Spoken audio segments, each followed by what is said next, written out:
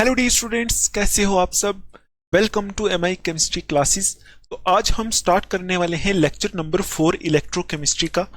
कल का जो लेक्चर था उसमें हमने पढ़ा था इलेक्ट्रोकेमिकल सीरीज, ठीक है, एप्लीकेशंस ऑफ इलेक्ट्रोकेमिकल सीरीज और भी बहुत कुछ पढ़ा था, ठीक।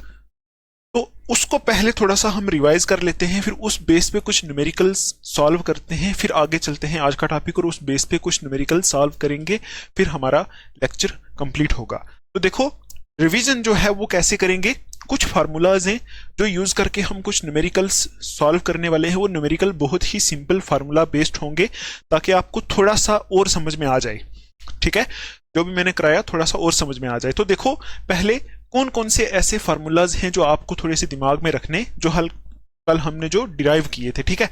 तो देखो, कल से पहले वाली वीडियो में भी हमने एक फार्मूला डिराइव किया था, वो था हमारा ई नॉट सेल निकालने का, ठीक है। ई नॉट सेल का मतलब है सेल पोटेंशियल। स्टैंडर्ड कंडीशन पे जब निकालते हैं तो उसको बोलते हैं ई नॉट सेल। तो ये था हमारा ई कैथोड माइनस ई एनोड, ये हमने निकाला था एक फार्मूला और यहां ई नॉट लगाया था, ठीक है। तो अगर हमें सेल पोटेंशियल निकालनी हो, क्वेश्चन हमसे पूछा हो न्यूमेरिकल प्रॉब्लम, वहां हमें सेल पोटेंशियल निकालना हो तो हमें ये फार्मूला यूज करना है। ये आपको याद रखना है एक फार्मूला, ठीक है। तो यहां सेल पोटेंशियल हम कैसे निकालते हैं, ये और ये आपको मैंने बताया था। यहां स्टैंडर्ड रिडक्शन पोटेंशियल यूज करते हैं, स्टैंडर्ड रिडक्शन पोटेंशियल वैल्यू इस फार्मूले के अंदर यूज करते हैं, ठीक है। तो यहां से जो सेल पोटेंशियल निकलता है वो कैसे निकलता है, स्टैंडर्ड कंडीशन के ऊपर, ठीक है।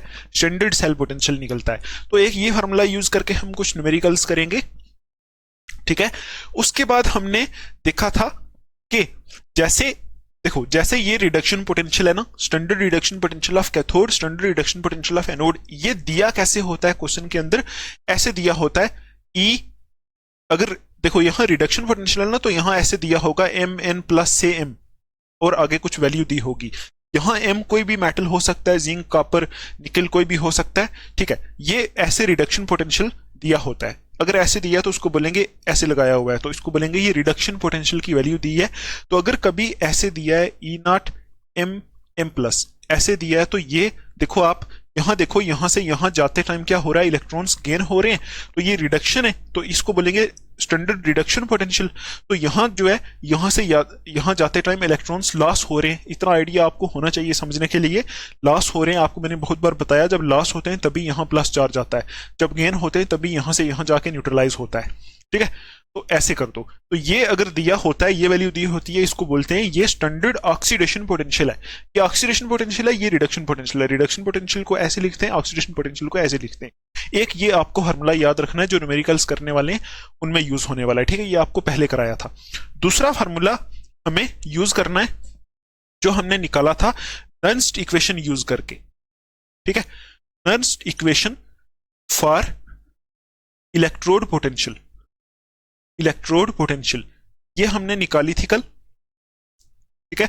Nernst equation for electrode potential, electrode potential के लिए नर्न्स्ट इक्वेशन हमने देखा था कि ऐसे तो SHE का यूज करके, स्टैंडर्ड हाइड्रोजन इलेक्ट्रोड का यूज करके हम क्या करते हैं, इलेक्ट्रोड पोटेंशियल निकाली है हमने। स्टैंडर्ड रिडक्शन पोटेंशियल जिसको बोलते हैं, वो निकाल के एक सीरीज में रखी है जिसको इलेक्ट्रोकेमिकल सीरीज बोलते हैं, लेकिन वो स्टैंडर्ड कंडीशन के ऊपर है। मतलब उसमें इलेक्ट्रोलाइट की कॉन्सेंट्रेशन 1 मोलर है और टेम्परेचर 298 केल्विन है, मतलब वो स्टैंडर्ड कंडीशन के ऊपर है। अगर ऐसा हो जाए कभी कि वो जो हम इलेक्ट्रोलाइट ले रहे हैं किसी सेल के अंदर, ठीक है, वो इलेक्ट्रोलाइट 1 मोलर ना हो, उसकी कंसंट्रेशन 1 मोलर ना हो, कुछ और कंसंट्रेशन हो, जैसे 0.2 मोलर हो, 3 मोलर हो, कुछ और हो, ठीक है। तो उस टाइम हम रिडक्शन पोटेंशियल कैसे निकालते हैं, उस टाइम हम रिडक्शन पोटेंशियल निकालते हैं, या फिर जिसको हम बोलते हैं किसी इलेक्ट्रोड की पोटेंशियल निकालते हैं, क्या यूज करके, नर्न्स्ट इक्वेशन यूज करके, ठीक है। तो आपको पहली चीज ये पता होनी चाहिए नर्न्स्ट इक्वेशन का यूज क्या है। नर्न्स्ट इक्वेशन हम उस टाइम यूज करते हैं इलेक्ट्रोड पोटेंशियल निकालने के लिए जब क्या होता है, जब इलेक्ट्रोलाइट की जो कॉन्सेंट्रेशन होती है वो 1 मोलर नहीं होती। मतलब हम ऐसा बोल सकते हैं कि स्टैंडर्ड कंडीशन नहीं होती, हमें इलेक्ट्रोड पोटेंशियल निकालना पड़ता है लेकिन उस टाइम स्टैंडर्ड कंडीशन नहीं होती, ठीक। तो उस टाइम हम क्या यूज करते हैं, नर्न्स्ट इक्वेशन। तो दो किस्म की नर्न्स्ट इक्वेशन हमने पढ़ी थी, एक पढ़ी थी हमने फॉर इलेक्ट्रोड पोटेंशियल और एक पढ़ी थी फॉर EMF ऑफ सेल, ठीक है। तो दोनों ही यूज करके, दोनों के बेस पे हम कुछ क्वेश्चंस आज सॉल्व करने वाले। तो देखो, इलेक्ट्रोड पोटेंशियल के लिए जो पढ़ी थी उसमें हमने ऐसा कुछ लिखा था लास्ट में, E is equal to E not minus RT upon NF ठीक है, एल एन आगे लिखा था 1 ऐसे करके कुछ लिखा था ना, एल एन 1/mn+, ये लिखा था। ठीक है, और फाइनली इसको सॉल्व करके हमने ये लिखा था is equal to E0 minus 0.05, यही था ना, 0.0591 ऐसा था कुछ।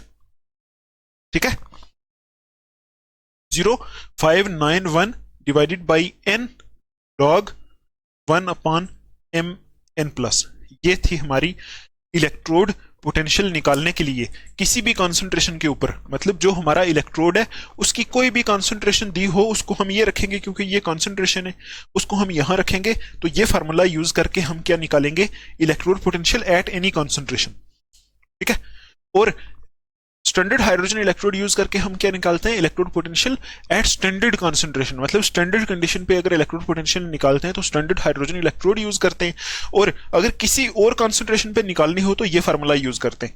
ठीक है, और मैंने आपको बताया था ये चीज यहां होती है, स्टैंडर्ड इलेक्ट्रोड पोटेंशियल ये होती है, जिस इलेक्ट्रोड की हम निकालेंगे उसकी स्टैंडर्ड इलेक्ट्रोड पोटेंशियल ये होती है। ये आपको भी मैं क्वेश्चंस कराऊंगा तो आपको क्लियर होगा। यहां हम कंसंट्रेशन रखेंगे, जो भी कंसंट्रेशन दी हुई है वो रखेंगे सीधा, और ये इलेक्ट्रोड पोटेंशियल की वैल्यू आ जाएगी। ठीक है, और ये n क्या होता है यहाँ के रिएक्शन में कितने इलेक्ट्रॉन्स इन्वॉल्व हैं।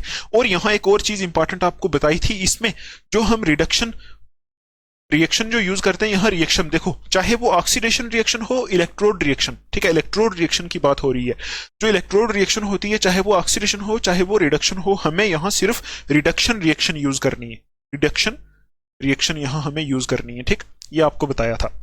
ये थी हमारी इलेक्ट्रोड पोटेंशियल निकालने के लिए नल्स्ट इक्वेशन, यहां से ये फार्मूला आया था, ये आपको अपनी नोटबुक के ऊपर लिखना है। अभी हम इसका यूज करके कुछ न्यूमेरिकल सॉल्व करने वाले हैं। ठीक, अच्छा, उसके बाद हमने एक और फार्मूला देखा था जिसको हमने बोला था Nernst equation, NERNST, Nernst equation for EMF of cell, EMF of cell. ठीक, और आपको पता है EMF क्या होता है, EMF होता है इलेक्ट्रोमोटिव फोर्स, या जिसको सेल पोटेंशियल बोलते हैं, या फिर इसको रिप्रेजेंट करते हैं ई सेल से।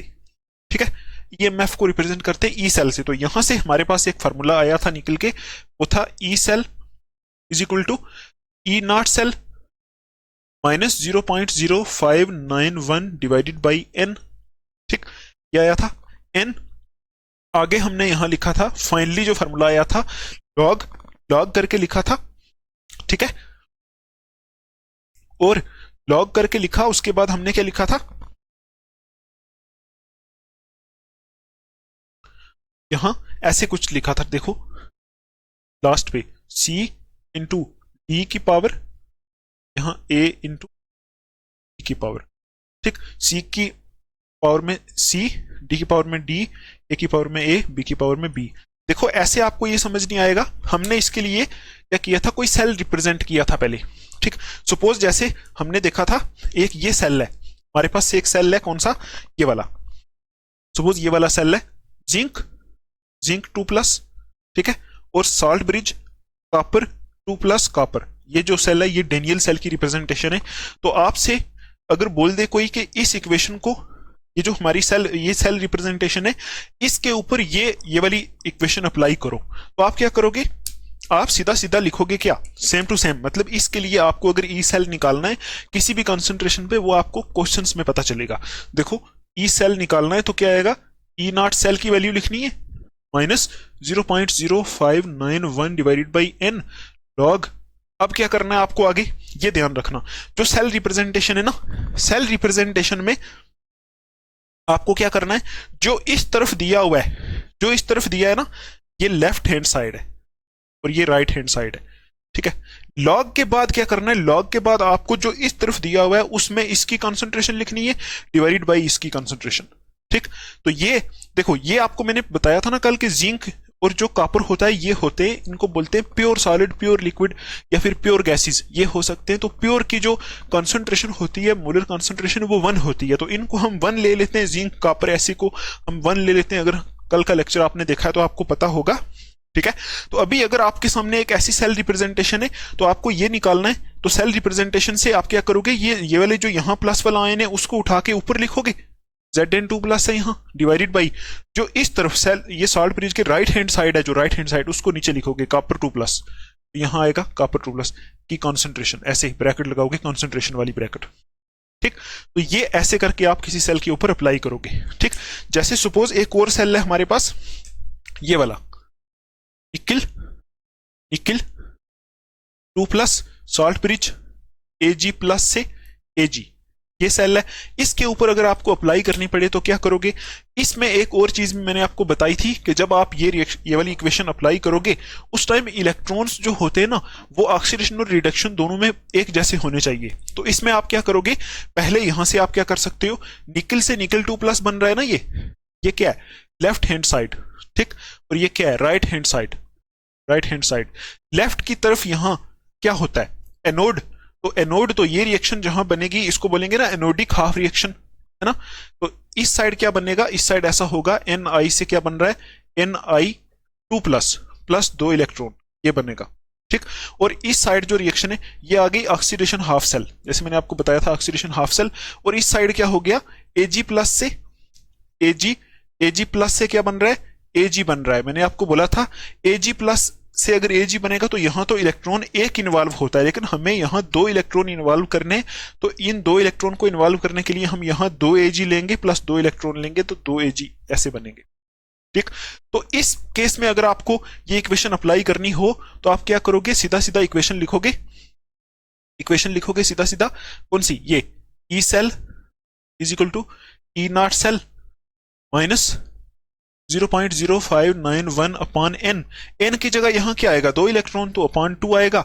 आगे लॉग, लॉग के बाद क्या लिखना है, इस रिप्रेजेंटेशन को देखना है। ये जो कॉन्सेंट्रेशन है ये वाली पहले लिखनी है, Ni की 2+ की कॉन्सेंट्रेशन डिवाइडेड बाई इस तरफ जो प्लस वाला है उसकी कॉन्सेंट्रेशन लिखनी है। देखो यहाँ Ag+ है और Ag+ के ऊपर देखो Ag+ यहाँ ना, Ag+ के पीछे यहाँ 2 है, तो ये जो 2 है वो इसकी पावर बना देनी है ऐसे। तो ऐसे करके इस इक्वेशन के ऊपर आप ये लिख सकते हो।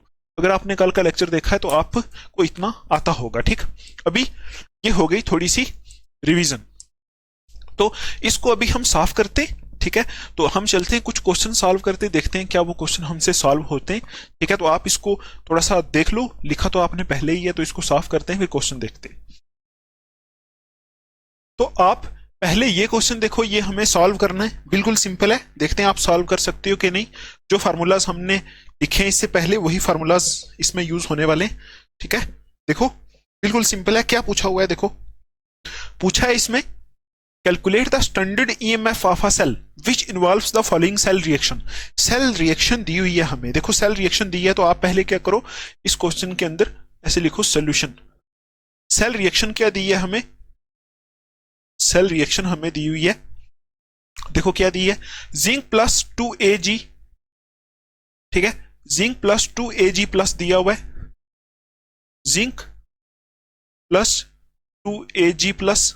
ठीक है, यहां से बन रहा है, यहां से बन रहा है, देखो Zn2+ plus 2 Ag, Zn2+ plus 2 Ag, ये बन रहा है।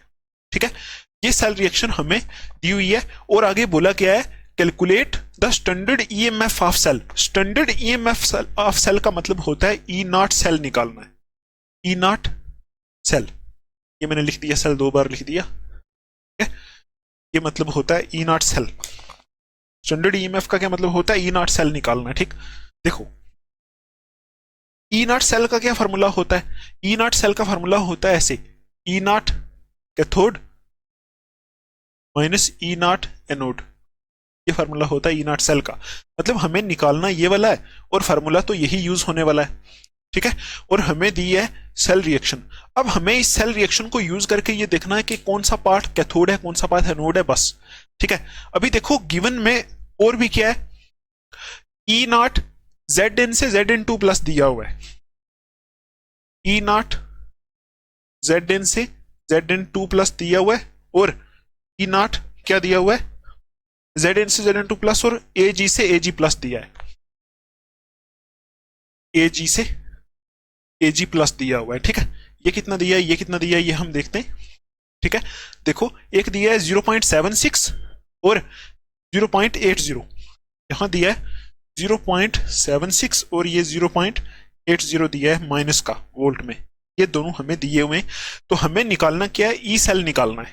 देखो ई सेल निकालने के लिए आपको ये फार्मूला यूज करना है। तो इस फार्मूले को यूज करने के लिए पहले इस रिएक्शन से आपको ये पता करना होगा कि कौन सा कैथोड है कौन सा एनोड है, ठीक है। तो देखो इस रिएक्शन को यूज करके हम सेल रिप्रेजेंट कर सकते हैं। देखो इस रिएक्शन में अगर आप देखो तो यहां जिंक 0 ऑक्सीडेशन स्टेट में, यहां +2 ऑक्सीडेशन स्टेट में।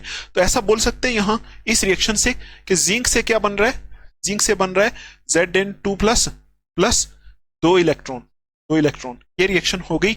इस रिएक्शन को बोलेंगे क्या, ऑक्सीडेशन, ऑक्सीडेशन हो रही है यहां, ऑक्सीडेशन हाफ रिएक्शन है, ये हाफ रिएक्शन ये बोलेंगे। दूसरा देखो क्या बन रहा है, यहां इसकी ऑक्सीडेशन स्टेट कितनी है, अगर ये 2 यूज करें तो +2 है, +2 से यहां 0 हो रही है, ठीक।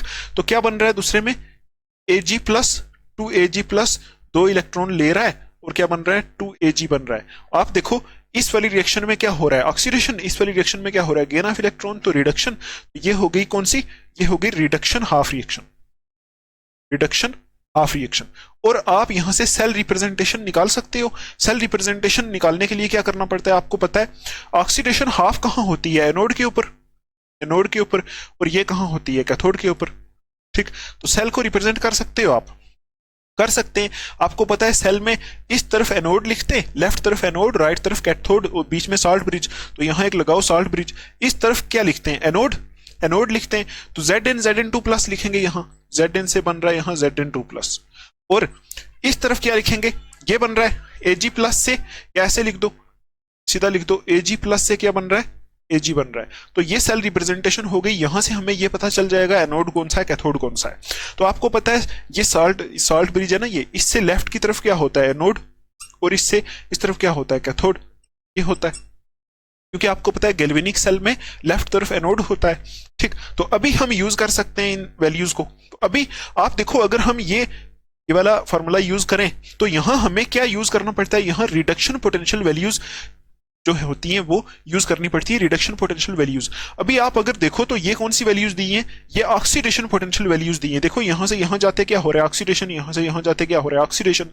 तो रिडक्शन पोटेंशियल वैल्यूज नहीं है, तो ये ऑक्सीडेशन पोटेंशियल वैल्यूज हैं। तो आपको पता है ऑक्सीडेशन पोटेंशियल वैल्यूज को रिडक्शन पोटेंशियल वैल्यूज में कन्वर्ट करने के लिए क्या करना पड़ता है, सिर्फ माइनस से मल्टीपल करना पड़ता है और कुछ नहीं। मैंने आपको बताया था पहले ही। तो यहां माइनस से मल्टीपल करेंगे, ये पहले ही माइनस है, इसको माइनस से मल्टीपल करेंगे, ये प्लस हो जाएगा। अभी ये जो वैल्यूज बन गई हैं ये अभी रिडक्शन पोटेंशियल वैल्यूज बन गई हैं, ठीक। अभी हम इन वैल्यूज को डायरेक्ट उठा के इस फार्मूला में लगा सकते हैं। तो कैसे निकालेंगे, E cell, E naught cell is equal to E cathode, cathode की रिडक्शन पोटेंशियल, कैथोड कौन सा है, जिंक वाला, जिंक वाले की लिखनी है, जिंक वाले की क्या बनाई 0.76, ठीक है, माइनस, और आगे ये माइनस है, माइनस इनटू कैथोड की लिखनी है, ये एनोड की लिखनी है अभी रिडक्शन पोटेंशियल। एनोड कौन सा है, यहाँ एनोड यहां से सिल्वर है, तो सिल्वर वाले की वैल्यू 0.80 है, तो यहां सीधा सीधा 0.80 लिख लो ऐसे। तो अभी इनको आप अगर सॉल्व करोगे तो क्या आएगा, हमने पहले ही क्वेश्चन में गलती कर दी। देखो गलती क्या कर दी, ये गलती कर दी, हमने उल्टा लिख दिया इसको। देखो फॉर्मूला क्या होता है, E naught cell is equal to E cathode minus E anode, ये होता है ना, ठीक है, E naught cathode minus E naught anode. तो देखो कैथोड यहां ये वाला है, ये वाला है, ठीक है, ये Ag प्लस है, Ag प्लस से Ag ये कैथोड है, ठीक। तो Ag प्लस से Ag की वैल्यू क्या दी है, यहां क्या बनाई थी हमने 0.80, तो यहां लिख लो ये 0.80 माइनस, अभी एनोड वाला लिखना है, एनोड कौन सा है, जिंक Zn2 प्लस, ठीक है, ये वाला, ठीक। तो जिंक Zn2 प्लस वाला एनोड है, तो एनोड की वैल्यू क्या दी है, ये वाली 0.76, तो माइनस इंटू माइनस 0.76, ये इतनी। तो अभी ये माइनस है, तो ये कितना आएगा 0.80 माइनस इंटू माइनस प्लस 0.76 आएगा। तो यहां से जो आंसर आएगा वो आएगा हमारा 1.56 वोल्ट, 1.56 वोल्ट। और ये जो 1.56 वोल्ट आया ये क्या आया, ई नॉट सेल, ऐसे लिखेंगे E naught cell is equal to 1.56, ये आ गया, ठीक। अच्छा अभी आई होप आपको ये क्वेश्चन समझ में आया होगा, आप प्रैक्टिस करो तो आपको पक्का समझ में आएगा। अभी एक और क्वेश्चन देखते हैं, ठीक है, इसको साफ करते हैं, आप लिख लो इसको। अभी देखो ये जो क्वेश्चन है इसको कैसे सॉल्व करेंगे, क्या पूछा हुआ है, देखो a cell is prepared by dipping a copper rod in 1 1 m copper sulphate.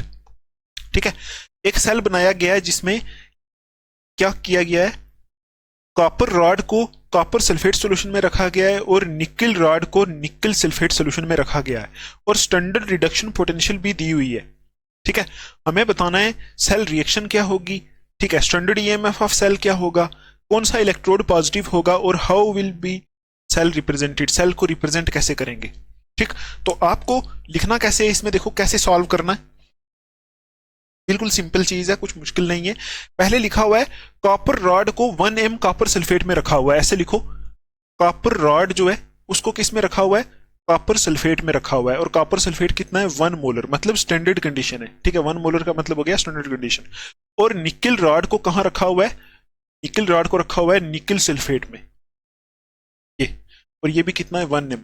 और हमें दिया हुआ है, आगे अगर आप क्वेश्चन पढ़ोगे तो हमें दिया हुआ है, क्या दिया हुआ है, standard reduction potential copper electrode and निकल इलेक्ट्रोड की दी है। कॉपर की दी है 0.34 वोल्ट, कॉपर वाले की 0.34 वोल्ट हमें स्टैंडर्ड रिडक्शन पोटेंशियल दी है, और निकल वाले की दी है 0.25 वोल्ट, इतनी दी है निकल वाले की।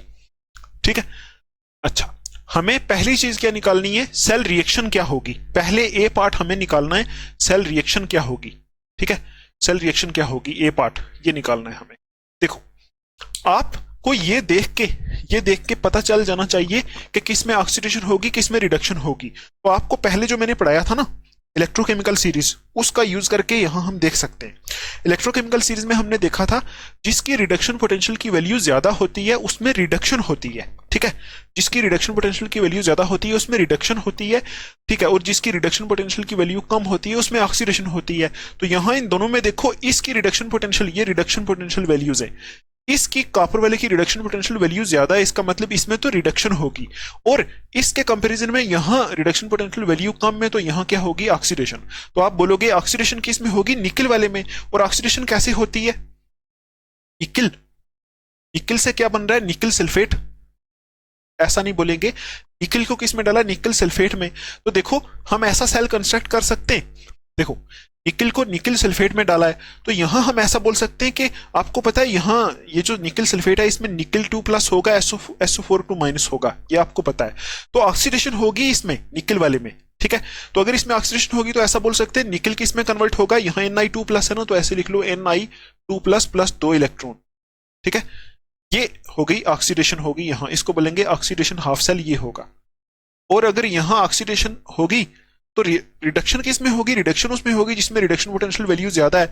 तो इसमें आपको पता है क्या करेंगे, इसमें होता है कॉपर 2+ और यहाँ SO4 2-, तो यहां से क्या होगा, कॉपर 2+ प्लस ये 2 इलेक्ट्रॉन लेंगे तो बनेगा कॉपर, ये होगी, इसको बोलेंगे reduction half reaction, reduction half reaction. ठीक, हाफ रिएक्शन, बस इतना ही आपको करना था और कुछ नहीं। देखो हमें बस इतना पता होना चाहिए कि जिसमें इलेक्ट्रोड पोटेंशियल की वैल्यू ज्यादा है उसमें रिडक्शन होगी, जिसमें इलेक्ट्रोड पोटेंशियल की वैल्यू कम है उसमें ऑक्सीडेशन होगी। तो अगर यहां ऑक्सीडेशन होगी तो आपको पता है यहां निकल से क्या बनेगा, निकल 2+। जैसे ही निकल रॉड हम डालेंगे इन निकल सल्फेट सोल्यूशन में, ऐसे करके, मतलब एक बीकर लेके उसमें निकल सल्फेट सोल्यूशन में निकल रॉड डालेंगे तो निकल ब्रेक होके किसमें, निकल 2+ में कन्वर्ट होगा, तो वही लिखा है, प्लस 2 इलेक्ट्रॉन लॉस करेगा। तो उसके बाद इसमें रिडक्शन होगी तो इसमें कॉपर सल्फेट जो यहाँ बीकर के अंदर पड़ा हुआ है इसमें से कॉपर 2+ 2 इलेक्ट्रॉन को गेन करेगा और कॉपर बनता जाएगा। बस ये हो गया, ये रिडक्शन हाफ रिएक्शन हो गई। अभी हमने लिखनी है सेल रिएक्शन। सेल रिएक्शन कैसे लिखेंगे, इन दोनों को प्लस कर दो, तो प्लस करते टाइम ये 2 इलेक्ट्रॉन कैंसिल हो जाएंगे, तो कैसा बनेगा, निकल प्लस कॉपर 2+। ठीक है, nickel plus copper 2+, left hand side को लेफ्ट हैंड साइड से किया, राइट हैंड साइड में क्या होगा, निकल 2+ प्लस कॉपर, निकल 2+ प्लस कॉपर, ये हो जाएगी इसकी सेल रिएक्शन, सेल रिएक्शन ये हो जाएगी।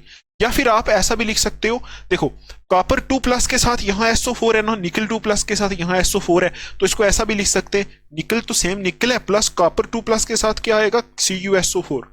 ठीक है, और यहां निकल 2+ के साथ आ जाएगा NiSO4 प्लस कॉपर, ऐसे भी लिख सकते हैं, ये भी सेल रिएक्शन ही है। और सेल रिप्रेजेंटेशन कैसे होगी इसकी, सेल रिप्रेजेंटेशन कैसे होगी आपको पता है, सेल रिप्रेजेंटेशन में हम क्या लगाते, ये तो सेल रिएक्शन आ गई, सेल रिएक्शन ऐसे लिखेंगे। सेल रिप्रेजेंटेशन कैसे करेंगे, सेल रिप्रेजेंटेशन ठीक है। सेल रिप्रेजेंटेशन करने के लिए आपको पता है एक तो ऐसे सॉल्ट ब्रिज लगाना पड़ता है, इस तरफ ऑक्सीडेशन वाला लिखना पड़ता है, तो निकल से निकल 2+ बन रहा है, निकल से निकल 2+ बन रहा है, ठीक है, और 1 मोलर कॉन्सेंट्रेशन दी हुई है, ये भी लिख सकते हैं साथ में।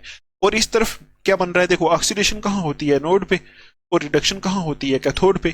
तो एनोड को हमेशा लेफ्ट की तरफ लिखते हैं, तो लेफ्ट की तरफ ऑक्सीडेशन को लिखेंगे, राइट की तरफ Cu2+ से Cu बन रहा है, तो यहां लिख देंगे Cu2+ से Cu। ठीक, तो ये हो गई इसकी सेल रिप्रेजेंटेशन। ठीक, तो देखो पहला पार्ट हमें यही पूछा था ना इसमें कि सेल रिएक्शन क्या होगी, ठीक है, वो हमने निकाल दी। सेल रिएक्शन होगी ये वाली, या फिर आप ये मैंने आई थिंक दिख नहीं रहा है आपको, थोड़ा सा इसको ऊपर कर देते हैं, फिर सेल रिएक्शन आपको दिखेगी। अभी देखो आपको सेल रिएक्शन दिख रही है, दिख रही है, सेल रिएक्शन दिख रही है आपको, ये सेल रिएक्शन हो गई। ठीक है, सेल रिएक्शन, या फिर इसको ऐसे भी लिख सकते हैं, सेल रिप्रेजेंटेशन ये हो गई। अभी देखो दूसरा पार्ट हमें पूछा हुआ है इसमें, what will be the standard EMF of cell, EMF निकालना है। ईएमएफ कैसे निकालेंगे, ठीक है, ईएमएफ निकालने के लिए आपको पता है क्या करना पड़ता है, ईएमएफ क्या होता है, ईएमएफ होता है ई नॉट सेल, यही हमें निकालना है। ये होता है E cathode minus E anode, ठीक है, और यहां हम यूज क्या करते हैं, standard reduction potential, standard reduction potential of cathode minus standard reduction potential of anode, ये यूज करते हैं। ठीक है, और यहां देखो स्टैंडर्ड रिडक्शन पोटेंशियल दी हुई है, ठीक है, यहां इसमें स्टैंडर्ड रिडक्शन पोटेंशियल ये जो वैल्यू है ये स्टैंडर्ड रिडक्शन पोटेंशियल की ही वैल्यूज हैं। तो कैथोड कौन सा है यहाँ, इससे चेक करो, इससे चेक करो कैथोड कौन सा है, ये वाला कॉपर वाला, कॉपर वाला कैथोड है, ये वाला एनोड है, तो ये कैथोड है ना, देखो कॉपर वाला कैथोड है, तो कैथोड में देखो ये कॉपर वाला, इसकी कितनी वैल्यू है 0.34, यहां लिख दो 0.34, माइनस ये निकल वाला एनोड है, तो निकल वाला एनोड है, यहां लिख दो 0.25, तो माइनस इंटू माइनस 0.25 आएगा। तो अभी आप क्या करोगे, 0.34 माइनस इंटू माइनस प्लस 0.25 कर दोगे, तो यहां से जो वैल्यू आएगी वो होगी क्या, standard EMF of the cell. ठीक है, और यहां से जो वैल्यू आती है वो आती है 0.59 वोल्ट। ठीक है, यहां से आता है 0.59 वोल्ट, ये आ जाएगा इसका दूसरा पार्ट। ठीक है, ये दूसरा पार्ट आ जाएगा। अभी देखो तीसरा पार्ट पूछा है, विच इलेक्ट्रोड विल बी पॉजिटिव, इनमें से कौन सा इलेक्ट्रोड पॉजिटिव होगा, तो पॉजिटिव वो होगा जिसके ऊपर रिडक्शन हो रही होगी। तो यहां देखो रिडक्शन किसके ऊपर हो रही है, इसके ऊपर, पॉजिटिव वही होता है जिसके ऊपर रिडक्शन होती है, तो ये वाला इलेक्ट्रोड पॉजिटिव होगा, कौन सा, कॉपर वाला। तो आप यहां लिखोगे थर्ड वाले का आंसर क्या है, copper electrode, copper electrode will be positive, will be positive. ठीक है, और जो इलेक्ट्रॉन निकाल रहा कौन है, निकल वाला, तो ये क्या होगा, ये नेगेटिव होगा, तो निकल वाला नेगेटिव होगा, ये थर्ड पार्ट का आंसर है। ठीक, अभी फोर्थ पार्ट का आंसर है, how the cell will be represented, cell को कैसे रिप्रेजेंट करते हैं वो हमने पहले से रिप्रेजेंट कर दिया, ये फोर्थ का आंसर हो गया। ऐसे करके आप ये क्वेश्चन सॉल्व कर सकते हो। ठीक है, आई होप आपको ये समझ में आया होगा। चलते हैं नेक्स्ट क्वेश्चन के ऊपर।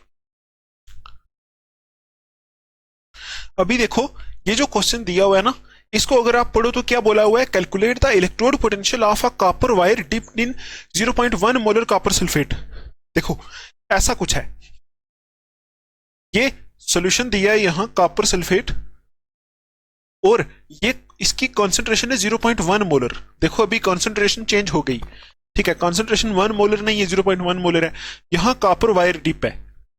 ठीक, तो अभी हमने क्या करना है, ये जो इलेक्ट्रोड बन गया इसकी इलेक्ट्रोड पोटेंशियल निकालनी है। ठीक, और स्टैंडर्ड इलेक्ट्रोड यहां ये भी दिया हुआ है 25 डिग्री है, ये 25 डिग्री टेम्परेचर है, या फिर जिसको 298 केल्विन बोलते हैं, इतना टेम्परेचर दिया हुआ है। ठीक है, और स्टैंडर्ड इलेक्ट्रोड पोटेंशियल दिया हुआ है 0.34 volt, 0.34 volt standard electrode potential दिया हुआ है, मतलब ई नॉट की वैल्यू दी हुई है। ठीक है, और हमें निकालना क्या है, निकालना है हमें, देखो क्या पूछा हुआ है ऊपर, calculate the electrode potential, electrode potential निकालना है, मतलब हमें यहां ये फार्मूला यूज करना है, E is equal to E naught minus 0.0591 varied by n log 1 upon concentration लिखनी है। ठीक है, तो देखो अगर आप यहां देखोगे तो क्या होगा, यहां ये मतलब ये नर्न्स्ट इक्वेशन का ही क्वेश्चन है। देखो नर्न्स्ट इक्वेशन में जब क्वेश्चन कोई भी सॉल्व करते हैं तो ये जो रिएक्शन यहाँ होती है ना, उसको हमेशा रिडक्शन रिएक्शन में लिखते हैं। और आपको पता है इसमें जो रिएक्शन होगी उसको रिडक्शन की फॉर्म में अगर हम लिखें तो ऐसा होगा, देखो रिडक्शन की फॉर्म में लिखें तो ऐसा होगा Cu2 प्लस 2 इलेक्ट्रॉन गेन करके Cu बनेगा, यही होगी रिएक्शन। देखो रिडक्शन की फॉर्म में यही लिखेंगे ना। यहाँ देखो कॉपर सल्फेट में Cu2 प्लस है, यहाँ SO4 2 है। तो जब रिडक्शन की फॉर्म में इसको रिप्रेजेंट करेंगे तो यहाँ Cu2 प्लस इलेक्ट्रॉन गेन करके कॉपर बनेगा, ठीक है। और Cu2 प्लस की कॉन्सेंट्रेशन कितनी है 0.1 मोलर, इसकी कॉन्सेंट्रेशन 0.1 मोलर दी हुई है, ठीक है। आई समझ आपको? तो ये रिडक्शन की फॉर्म में। तो अभी आप क्या करोगे, ऐसी इक्वेशन आप यूज करते हो यहाँ। ये हमने क्या निकालना है, देखो क्वेश्चन में अगर आप देखोगे हमने रिडक्शन इलेक्ट्रोड पोटेंशियल निकालना है, हमें रिडक्शन पोटेंशियल की वैल्यू दी हुई है। तो देखो इलेक्ट्रोड पोटेंशियल निकालना है, ये इलेक्ट्रोड पोटेंशियल होता है is equal to E0 minus 0.0591 upon n log, log के नीचे इसकी कॉन्सेंट्रेशन आती है ये, तो लिखोगे कॉन्सेंट्रेशन ऑफ Cu2 प्लस, ऐसा होता है। तो अभी क्या करोगे आप, इसमें वैल्यूज पुट करो। E is equal to E0 की वैल्यू कितनी दी हुई है 0.34 volt, 0.34 volt minus 0.0591 divide by n, कितना यहाँ कितने इलेक्ट्रॉन इन्वॉल्व है 2, तो यहाँ 2 आएगा 2, तो लॉग 1 अपॉन इसकी कॉन्सेंट्रेशन कितनी दी हुई है Lu, ये Cu2 प्लस की 0.1 मोलर, 0.1 मोलर ये कॉन्सेंट्रेशन। देखो ये ब्रैकेट कॉन्सेंट्रेशन को रिप्रेजेंट करती है, तो ये दी है। अभी इसको सॉल्व करोगे तो क्या आएगा, देखो 0.34 आएगा माइनस ऐसे 0.0591 डिवाइडेड बाई 2 और लॉग 1 अपॉन, इसको कैसे सॉल्व करेंगे, देखो लॉग 1 अपॉन 0.1 है ना, इसको 1/1/10 लिखेंगे तो यहां से आएगा log 10, ठीक, ये log 10 आएगा, तो ये आएगा यहाँ log 10। और log 10 की वैल्यू कितनी होती है 1, तो ये आएगा 0.34 माइनस 0.0591 अपॉन 2 इंटू 1, ये log 10 की वैल्यू 1 होती है, ठीक। इसको अगर आप सॉल्व करोगे, ठीक है, इसको सॉल्व करोगे तो आएगा 0.31045, ये आ जाएगा।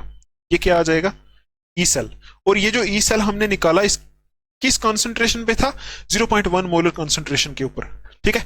हमने इलेक्ट्रोड पोटेंशियल निकाला 0.1 मोलर कॉन्सेंट्रेशन के ऊपर, और 1 मोलर कॉन्सेंट्रेशन के ऊपर जो दिया था वो कितना था, E0 था। ये इलेक्ट्रोड पोटेंशियल ऐसे करके हम ये वाली इक्वेशन नर्न्स्ट इक्वेशन है, ये यूज करके ऐसे इलेक्ट्रोड पोटेंशियल किसी भी कॉन्सेंट्रेशन के ऊपर हम निकाल सकते हैं, ठीक। ये था क्वेश्चन। आई होप आपको समझ में आया होगा। अभी देखते हैं नेक्स्ट क्वेश्चन, इसको सॉल्व करते हैं, लिख लो आप। अभी देखो ये जो क्वेश्चन आपको दिख रहा है इसमें हमें करना क्या है, represent the cell in which the following reaction take place. इस सेल को रिप्रेजेंट करना है जिसमें ये रिएक्शन हो रही है, ठीक। तो पहले देखो रिएक्शन लिखो, रिएक्शन क्या है, देखो अगर आप रिएक्शन देखोगे तो रिएक्शन यही है ना, Mg प्लस 2Ag प्लस, ये रिएक्शन है Mg प्लस 2Ag प्लस, और इसके आगे कॉन्सेंट्रेशन दी है 0.0001 है आई थिंक, ठीक है, यही है ना। अच्छा, इतने मोलर कॉन्सेंट्रेशन दी हुई है, ठीक। ये वही केस है, देखो वही केस है जो मैंने आपको बोला था, नर्न्स्ट इक्वेशन जहां यूज होगी वही है, क्योंकि यहां ये कॉन्सेंट्रेशन चेंज हो गई। कॉन्सेंट्रेशन चेंज का मतलब है ये स्टैंडर्ड वाली चीज नहीं है, यहां नर्न्स्ट इक्वेशन यूज होगी, ठीक। तो आगे दिया है Mg2 प्लस की कॉन्सेंट्रेशन कितनी दी है 0.130 m, 0.130 m मोलर ये दी है, प्लस दिया हुआ है Ag, ठीक है, 2Ag दिया हुआ है।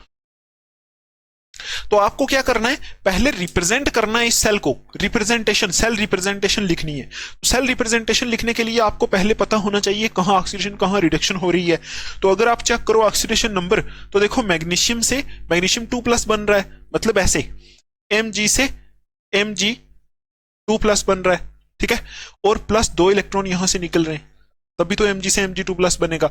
ये हो गई oxidation half reaction, oxidation half reaction हो गई ये, ठीक, ये हो गई। और दूसरा देखो 2Ag प्लस से क्या बन रहा है, 2Ag प्लस से क्या बन रहा है, 2 इलेक्ट्रॉन ये गेन करेगा तो बन रहा है 2Ag, ठीक। और ये हो गई reduction half reaction, reduction half reaction ये हो गई, ठीक। और आपको पता है, आपको मैंने बताया था ऑक्सीडेशन कहां लिखते हैं, एनोड में ऑक्सीडेशन होती है और कैथोड में रिडक्शन होती है। और इसकी रिप्रेजेंटेशन कैसे करेंगे? सेल की रिप्रेजेंटेशन करने के लिए बीच में दो डंडियां लेंगे ऐसे, ठीक है, ये होता है सॉल्ट ब्रिज। लेफ्ट तरफ एनोड लिखते हैं, तो एनोड यहाँ क्या है, Mg से क्या बन रहा है, Mg2+ बन रहा है, Mg से Mg2+ बन रहा है। और Mg2+ की कॉन्सेंट्रेशन देखो 0.130, यहां साथ में ब्रैकेट में लिखोगे 0.130 m, बस ये इतना लिख दिया। इस तरफ Mg की साथ में कॉन्सेंट्रेशन भी लिखनी है। और इस तरफ क्या बन रहा है देखो, इस तरफ क्या लिखते हैं, ये कैथोड लिखते हैं, तो कैथोड में 2Ag+ से क्या बन रहा है, ऐसे लिख सकते हैं 2Ag+ से, देखो अभी 2Ag+ से तो Ag बन रहा है, लेकिन 2Ag+ की कॉन्सेंट्रेशन कितनी है, इतनी, तो इसको साथ में लिख देना 0.0001 मोलर। और यहां से क्या बन रहा है, 2Ag+ से Ag बन रहा है, तो ये आ जाएगी इसकी सेल रिप्रेजेंटेशन, ठीक, ये आ जाएगी सेल रिप्रेजेंटेशन, ठीक है।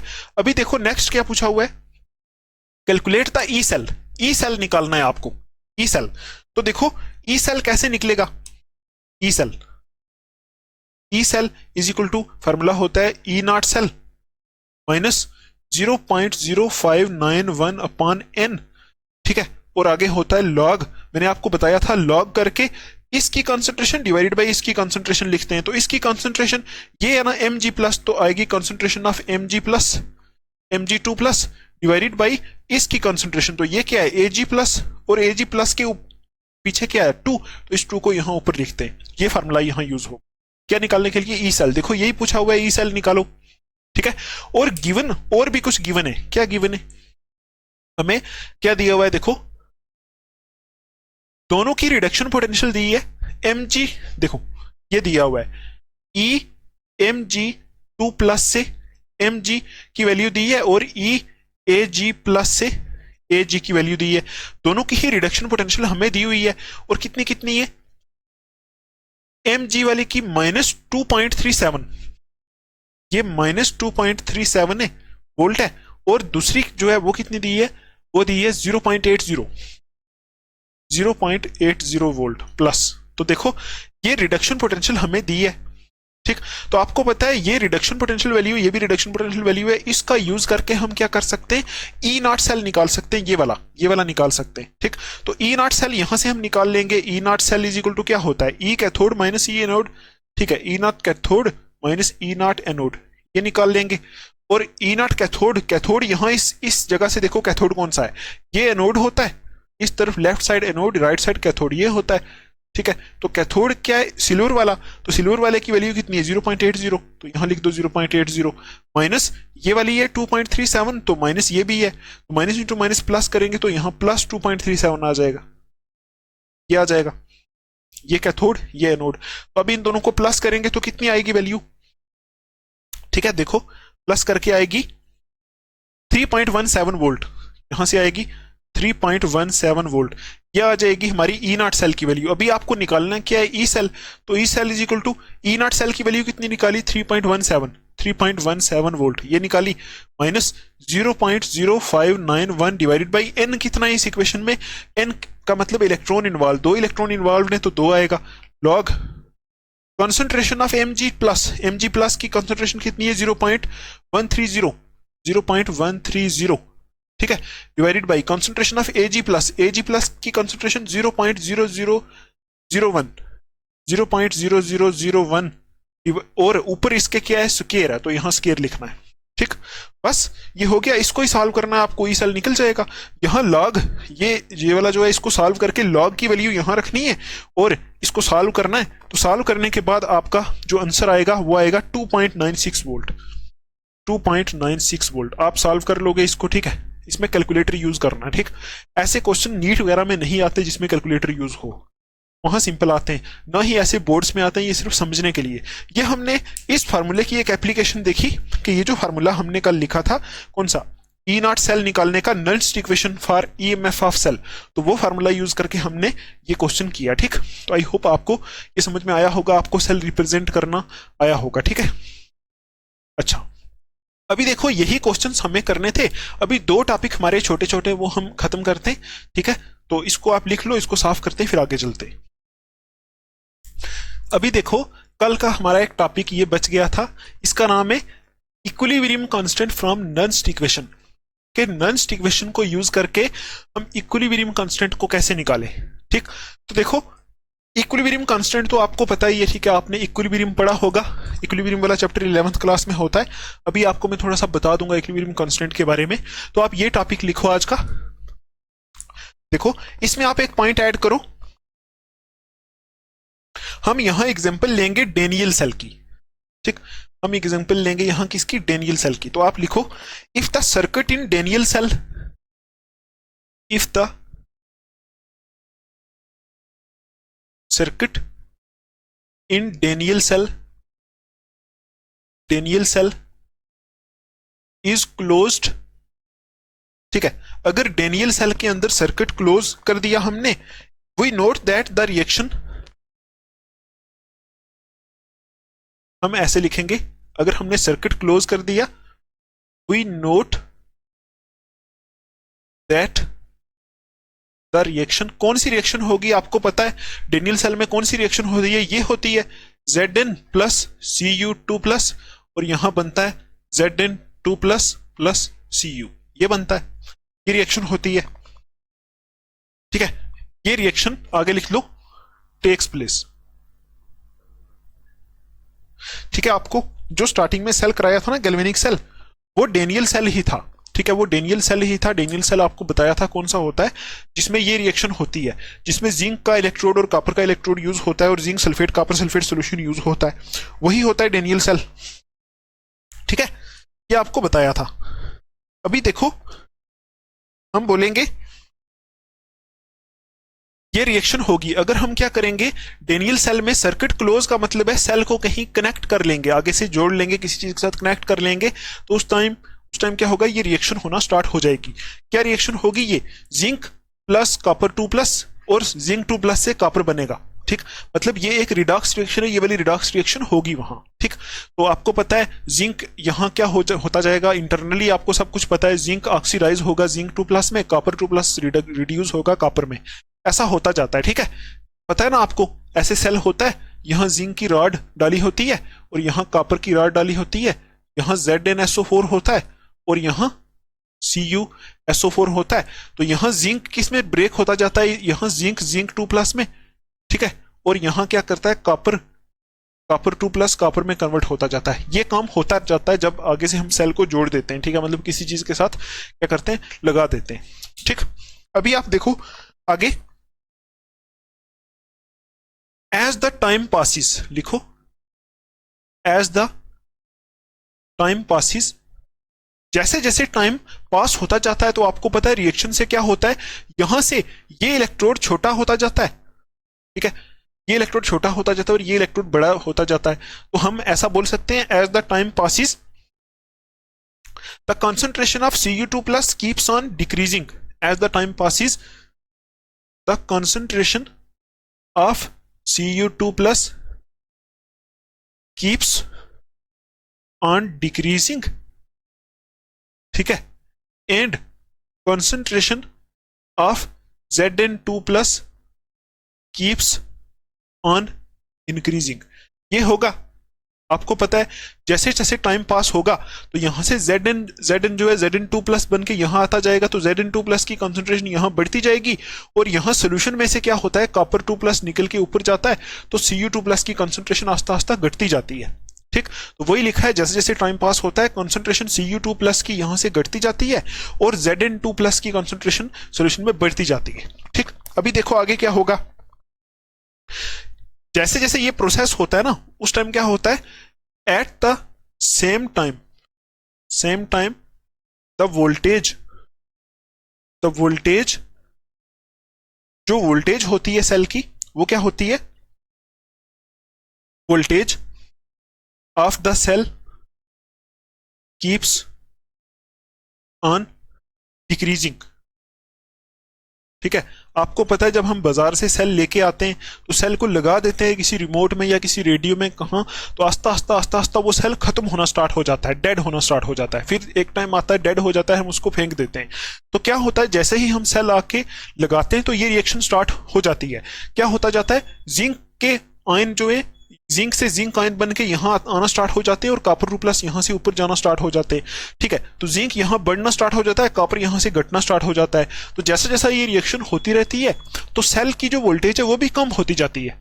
ठीक, उसके बाद क्या होता है, देखो यही मैंने लिखा है, same time voltage of the cell keeps on decreasing, voltage decrease होती जाती है। ठीक है, after some time we shall note that, यहां लिखो after some time we note that, we note that, उस टाइम के बाद क्या होता है आपको पता है, उस टाइम के बाद देयर इज नो चार्ज, ऐसा लिख लो, after some time we note that there is no change in concentration, no change in concentration, ठीक है, no change in concentration of Zn2 plus and Cu2 plus, ठीक है, and at the same time, at the same time, at the same time voltmeter gives zero reading, zero reading. ठीक है, ये line आपको समझनी है। देखो जैसे बाजार से हम सेल लेके आते हैं, आके उसको लगाते हैं, ठीक है, तो क्या होता है, ये रिएक्शन होना स्टार्ट हो जाती है, उस टाइम तक ये रिएक्शन होती रहेगी तो वो सेल करंट देता रहेगा। एक टाइम ऐसा आएगा कि ये रिएक्शन, ऐसा लगेगा कि ये रिएक्शन रुक गई है। ठीक है, तो जैसे ये रिएक्शन रुक जाएगी तो उस टाइम ना ही तो कॉपर यहां, ना ही तो ये वाला कॉपर 2 प्लस डिक्रीज होगा, ना ही ये Zn2 प्लस कुछ इंक्रीज होता लगेगा, तो उस टाइम रिएक्शन रुक जाएगी। अगर सेल के अंदर रिएक्शन रुक गई, इसका मतलब क्या हो गया, सेल डेड हो गया। तो सेल के आगे अगर हम वोल्ट मीटर लगाएंगे तो वोल्टेज चेक करेंगे तो जीरो वोल्टेज आएगी। तो वही यहां मैंने लिखा है, after some time we note that there is no change in concentration of Zn2 plus and Cu2 plus, मतलब कुछ टाइम के बाद हम ये नोट करते हैं कि इस Zn और Cu2 प्लस कॉन्सेंट्रेशन में कोई चेंज नहीं है। तो eight the same time volt meter gives zero reading, उसी टाइम जो वोल्ट मीटर होता है वो जीरो रीडिंग देता है। ठीक है, सेम टाइम वोल्ट मीटर क्या करता है, जीरो रीडिंग देता है। अब देखो हम क्या बोलते हैं, यहां इसका मतलब है this indicates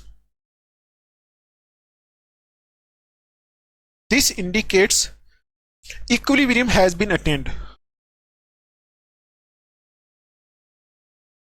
equilibrium has been attained. आपने अगर इक्विलिब्रियम चैप्टर पढ़ा है तो आपको पता है इक्विलिब्रियम कैसे आता है। तो जैसे ही क्या होगा, जिंक के यहां आने की जो स्पीड है, जिंक का ब्रेक होके Zn2 प्लस बनने की जो स्पीड है, वो स्पीड बराबर हो जाएगी किसके, Cu2 प्लस का Cu बनने की स्पीड में। ठीक है, देखो ना, जैसे जैसे जिंक जो है, जिंक क्या बन रहा है, Zn2 प्लस, और कॉपर 2 प्लस क्या बन रहा है, कॉपर। जब इन दोनों की स्पीड बराबर हो जाएगी तो हम बोलेंगे इक्विलिब्रियम आ गया। तो जैसे ही इक्विलिब्रियम आता है, हमें ऐसा लगता है, आपने पढ़ा इक्विलिब्रियम, जैसे ही इक्विलिब्रियम आता है हमें ऐसा लगता है कि रिएक्शन बंद हो गई। ठीक है, उस टाइम होता क्या है, उस टाइम स्पीड बराबर हो जाती है, मतलब यहां से यहां आने की स्पीड और यहां से यहां आने की स्पीड जो होती है वो बराबर हो जाती है, हमें लगता है रिएक्शन स्टॉप हो गई। ठीक, तो देखो अगर हमें लगेगा कि रिएक्शन स्टॉप हो गई तो रिएक्शन स्टॉप हो जाएगी, तो क्या होगा, देखो जब इक्विलिब्रियम, आप इतना याद रखो, जब इक्विलिब्रियम आता है तो उस टाइम क्या होता है, रिएक्शन स्टॉप हो जाती है, क्योंकि ये स्पीड बराबर हो जाती है, तो उस टाइम वोल्टेज भी जीरो शो होती है। तो वही यहां लिखा है कि अगर ये काम होगा तो उस टाइम हम बोलेंगे equilibrium has been attained, equilibrium आ गया है। ठीक है, इन दिस सिचुएशन, जैसे ही इक्विलिब्रियम आ गया हम बोलेंगे, तो यहां हम नर्न्स्ट इक्वेशन को कैसे अप्लाई करेंगे, in this situation Nernst equation is applied as, Nernst equation को कैसे अप्लाई करेंगे, आपको पता है हुआ क्या, ओवरऑल हुआ क्या, सेल की वोल्टेज जीरो हो गई क्योंकि इक्विलिब्रियम आ गया। ठीक है, मतलब जो जिंक Zn2 प्लस में चेंज हो रहा था और कॉपर 2 प्लस कॉपर में चेंज हो रहे थे, उनकी स्पीड बराबर हो गई, इक्विलिब्रियम आ गया। तो अब हमें क्या रिजल्ट मिला, हमें ये मिला कि सेल की पोटेंशियल जीरो हो गई, मतलब सेल की जो वोल्टेज थी जीरो हो गई। तो हम बोलेंगे क्या हो गया, in this situation Nernst equation is applied as, कैसे अप्लाई करेंगे, यहां क्या हो गया, E cell is equal to zero हो गया, बस। अब देखो ई सेल जीरो हो गया, ई सेल का फार्मूला क्या होता है उसको यहां लिख दो, ये होता है ना E naught cell minus 0.0591 upon n.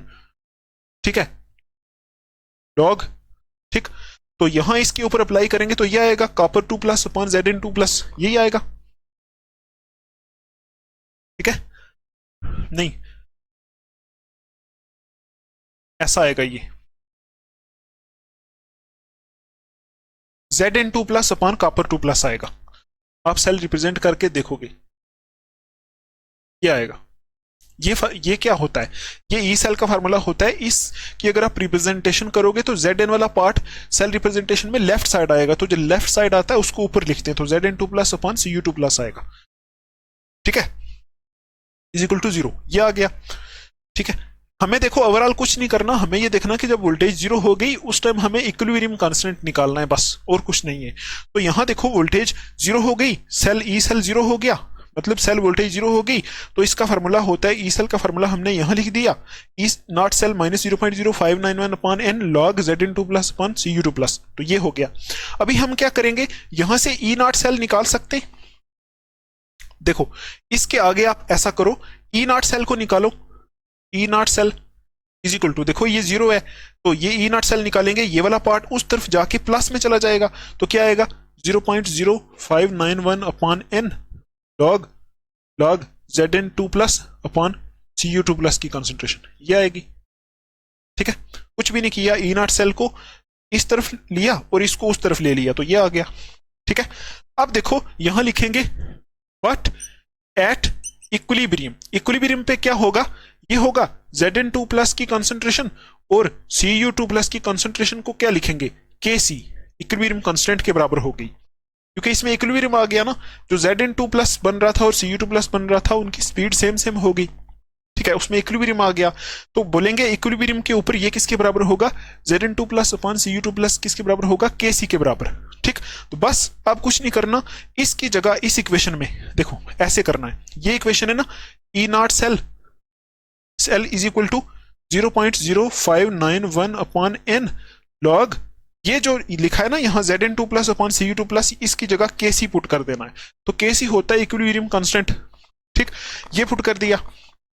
ठीक है, अच्छा, तो ये आ गई हमारी इक्वेशन ई नॉट सेल की और इक्विलिब्रियम कांस्टेंट की, मतलब ऊपर हमने जो टॉपिक लिखा है देखो, equilibrium constant from Nernst equation, तो नर्न्स्ट इक्वेशन का यूज हमने किया यहाँ, नर्न्स्ट इक्वेशन ही नहीं ना ये वही है, तो इसका यूज करके हम इक्विलिब्रियम कांस्टेंट भी निकाल सकते हैं। तो यहाँ देखो ये इक्वेशन हमारी आ गई इक्विलिब्रियम कांस्टेंट वाली, और ये हमने यहाँ सारा कुछ पुट करके ये लिखते हैं 0.0591 कैसे आता है, टेम्परेचर और सारी वैल्यूज पुट करके आता है, तो यहाँ लिखेंगे 298 केल्विन पे ये इक्वेशन आएगी। ठीक है,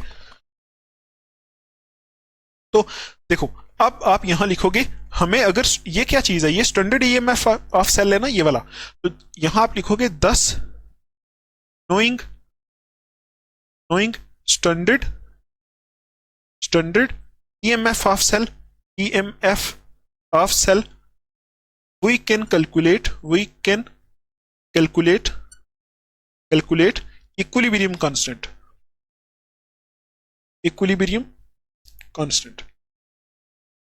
ये आपको याद रखना है। अगर हमें यहां से ई नॉट सेल की वैल्यू पता होगी तो हम क्या करेंगे, रिएक्शन का इक्विलिब्रियम कांस्टेंट भी यहां से निकाल सकते हैं। तो यही था हमारा topic, equilibrium constant from Nernst equation. ठीक है, आई होप आपको ये समझ में आ रहा होगा। ठीक, देखो बिल्कुल सिंपल था, ये फार्मूला एक बनाना है आपको, और ओवरऑल हुआ क्या, हमने इसको डेनियल सेल के ऊपर अप्लाई किया, और सेल्स के ऊपर भी आप अप्लाई कर सकते हो। अभी हम एक न्यूमेरिकल करेंगे ये यूज करके फार्मूला। देखो तो डेनियल सेल के ऊपर अप्लाई किया, देखा आस्ता आस्ता जिंक से ये बनता है और कॉपर से ये बनता है, कॉपर 2 प्लस से कॉपर बनता है। एक टाइम ऐसा आएगा जब ये इसमें इक्विलिब्रियम आ जाएगा, उस टाइम सेल की वोल्टेज जीरो हो जाएगी। बस वो फार्मूला हमने ई सेल जीरो कर दिया, ई सेल का यहां लिख दिया नर्न्स्ट इक्वेशन। ठीक है, ये लिखी थी, और यहां से E naught cell is equal to, यहां ये वाली चीज केसी हो गई, तो केसी क्या होता है, इक्विलिब्रियम कांस्टेंट, तो वही हमें निकालना था। तो यहां से केसी की वैल्यू हम निकाल सकते हैं ये यूज करके। अभी देखो इस बेस पे एक क्वेश्चन देखते हैं, फिर आपको और समझ में आएगा। इसको साफ करते, ठीक है, आप लिख लो इसको। अभी ये जो क्वेश्चन यहाँ दो दिए हुए हैं, एक मैं कराऊंगा आपको, एक आपको खुद करना है। ठीक, देखो यहां पूछा हुआ है calculate the equilibrium constant for the reaction दी हुई है हमें, और रिएक्शन क्या है, देखो Zn,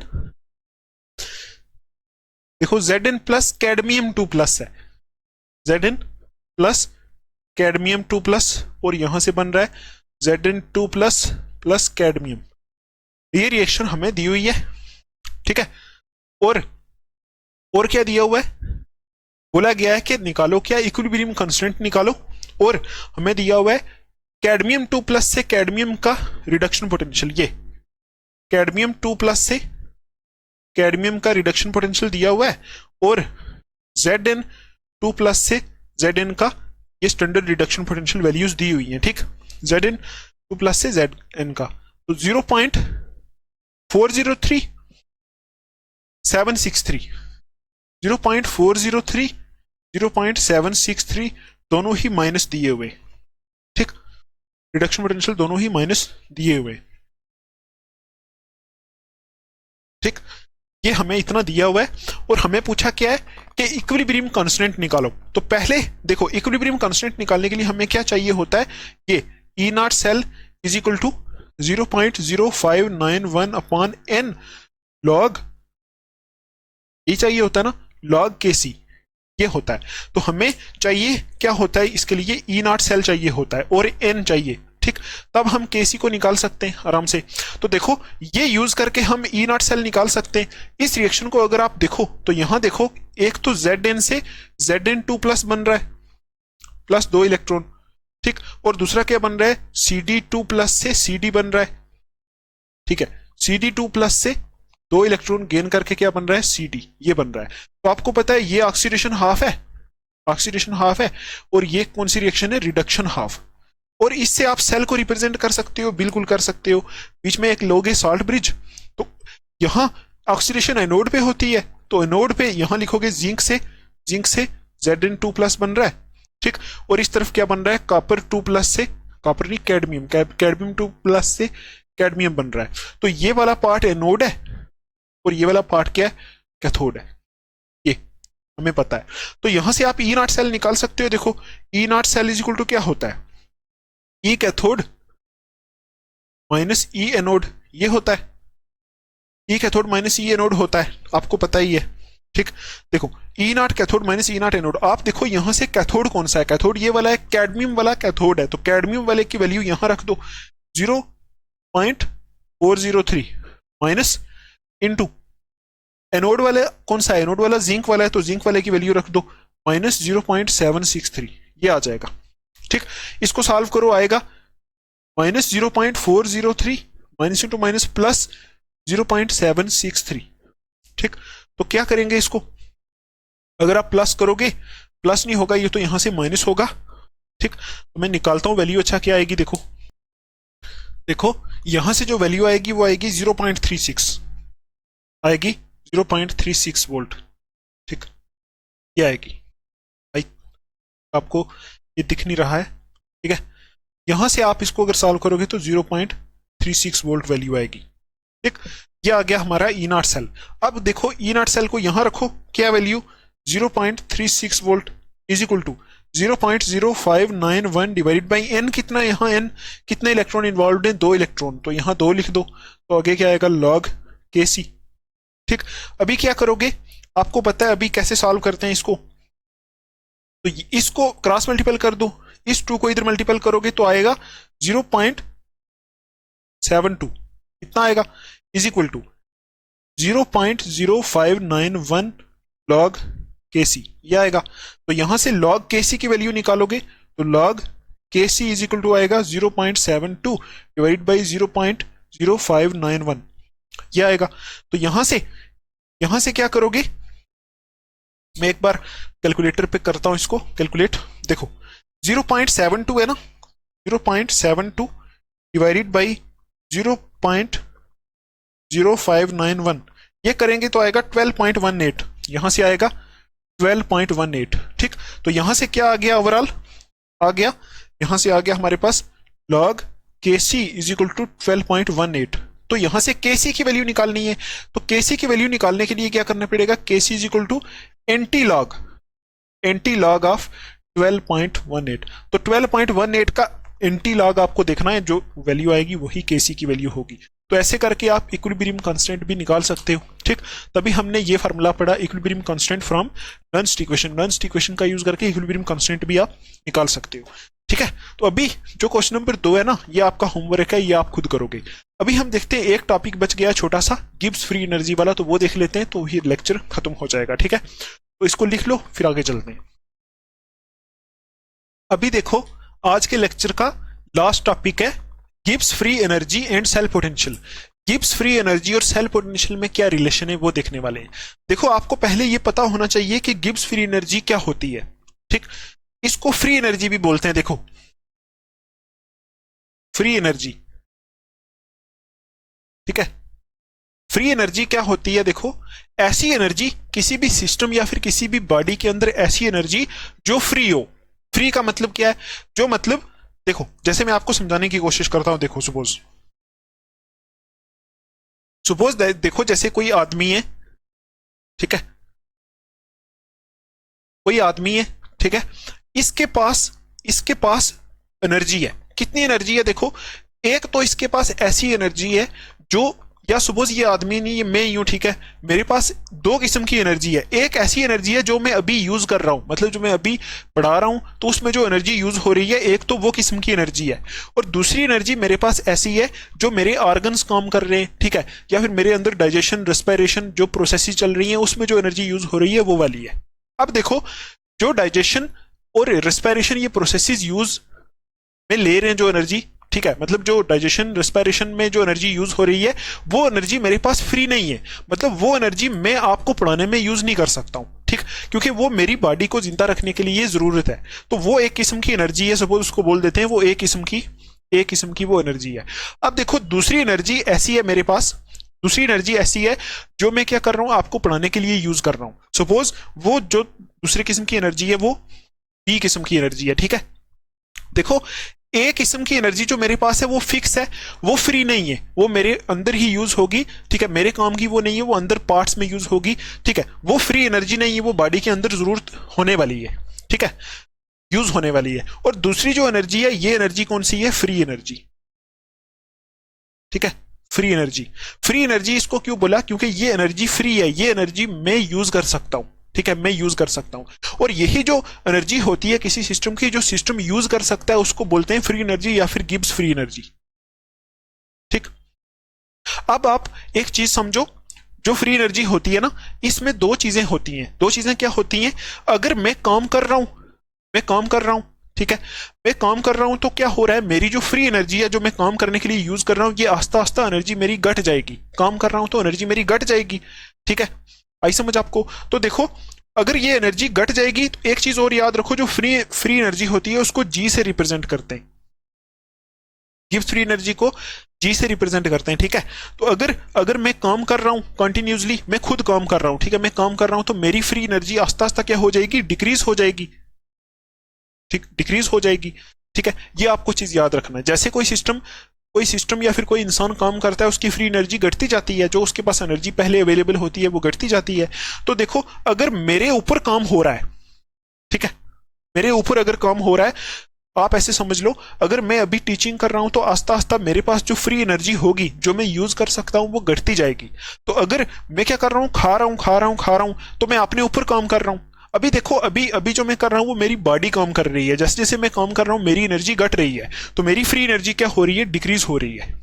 ठीक, और जैसे मेरे ऊपर कोई चीज काम करेगी, मतलब मेरे ऊपर खाना पड़ा होगा, मैं खा रहा हूँ, वो मेरे ऊपर काम हो रहा है, तो मेरी फ्री एनर्जी जो है बढ़ जाएगी। ऐसा ही होता है ना, जब खाना ना खाओ, काम करते जाओ, तो क्या होता है? फ्री एनर्जी घट जाती है। और जब खाना खाते जाओ तो फ्री एनर्जी बढ़ जाती है। फिर वही एनर्जी हम यूज करते हैं, उसको घटाते हैं काम करने के, मतलब काम करते तो एनर्जी घटती है। तो वो जब मेरे ऊपर काम होगा, मतलब मैं खाना खाऊंगा, तो फ्री एनर्जी क्या होगी? इंक्रीज हो जाएगी। ठीक है, ये आपको चीज याद रखनी है। ऐसे भी आप समझ सकते हो। देखो, सपोज हमारे पास ये सिस्टम है, ये आप थर्मोडायनेमिक्स में पढ़ते हो चीज, ये सिस्टम है और एक ये सिस्टम है। ठीक, और यहां बीच में कोई गैस भरी है, यहां भी गैस भरी है, ये सिलेंडर है एक्चुअल में, इसके ऊपर ये पिस्टन लगाई है। ठीक, तो अगर क्या हो रहा है, अगर क्या हो रहा है, ये पिस्टन अपने आप ऊपर की तरफ आ रही है, हम कुछ नहीं कर रहे, हम अपनी तरफ से कुछ नहीं कर रहे, ये अपने आप ऊपर आ रही है। तो देखो, हर सिस्टम के अंदर कुछ ना कुछ फ्री एनर्जी होती है, हर सिस्टम के अंदर कुछ ना कुछ फ्री एनर्जी होती है।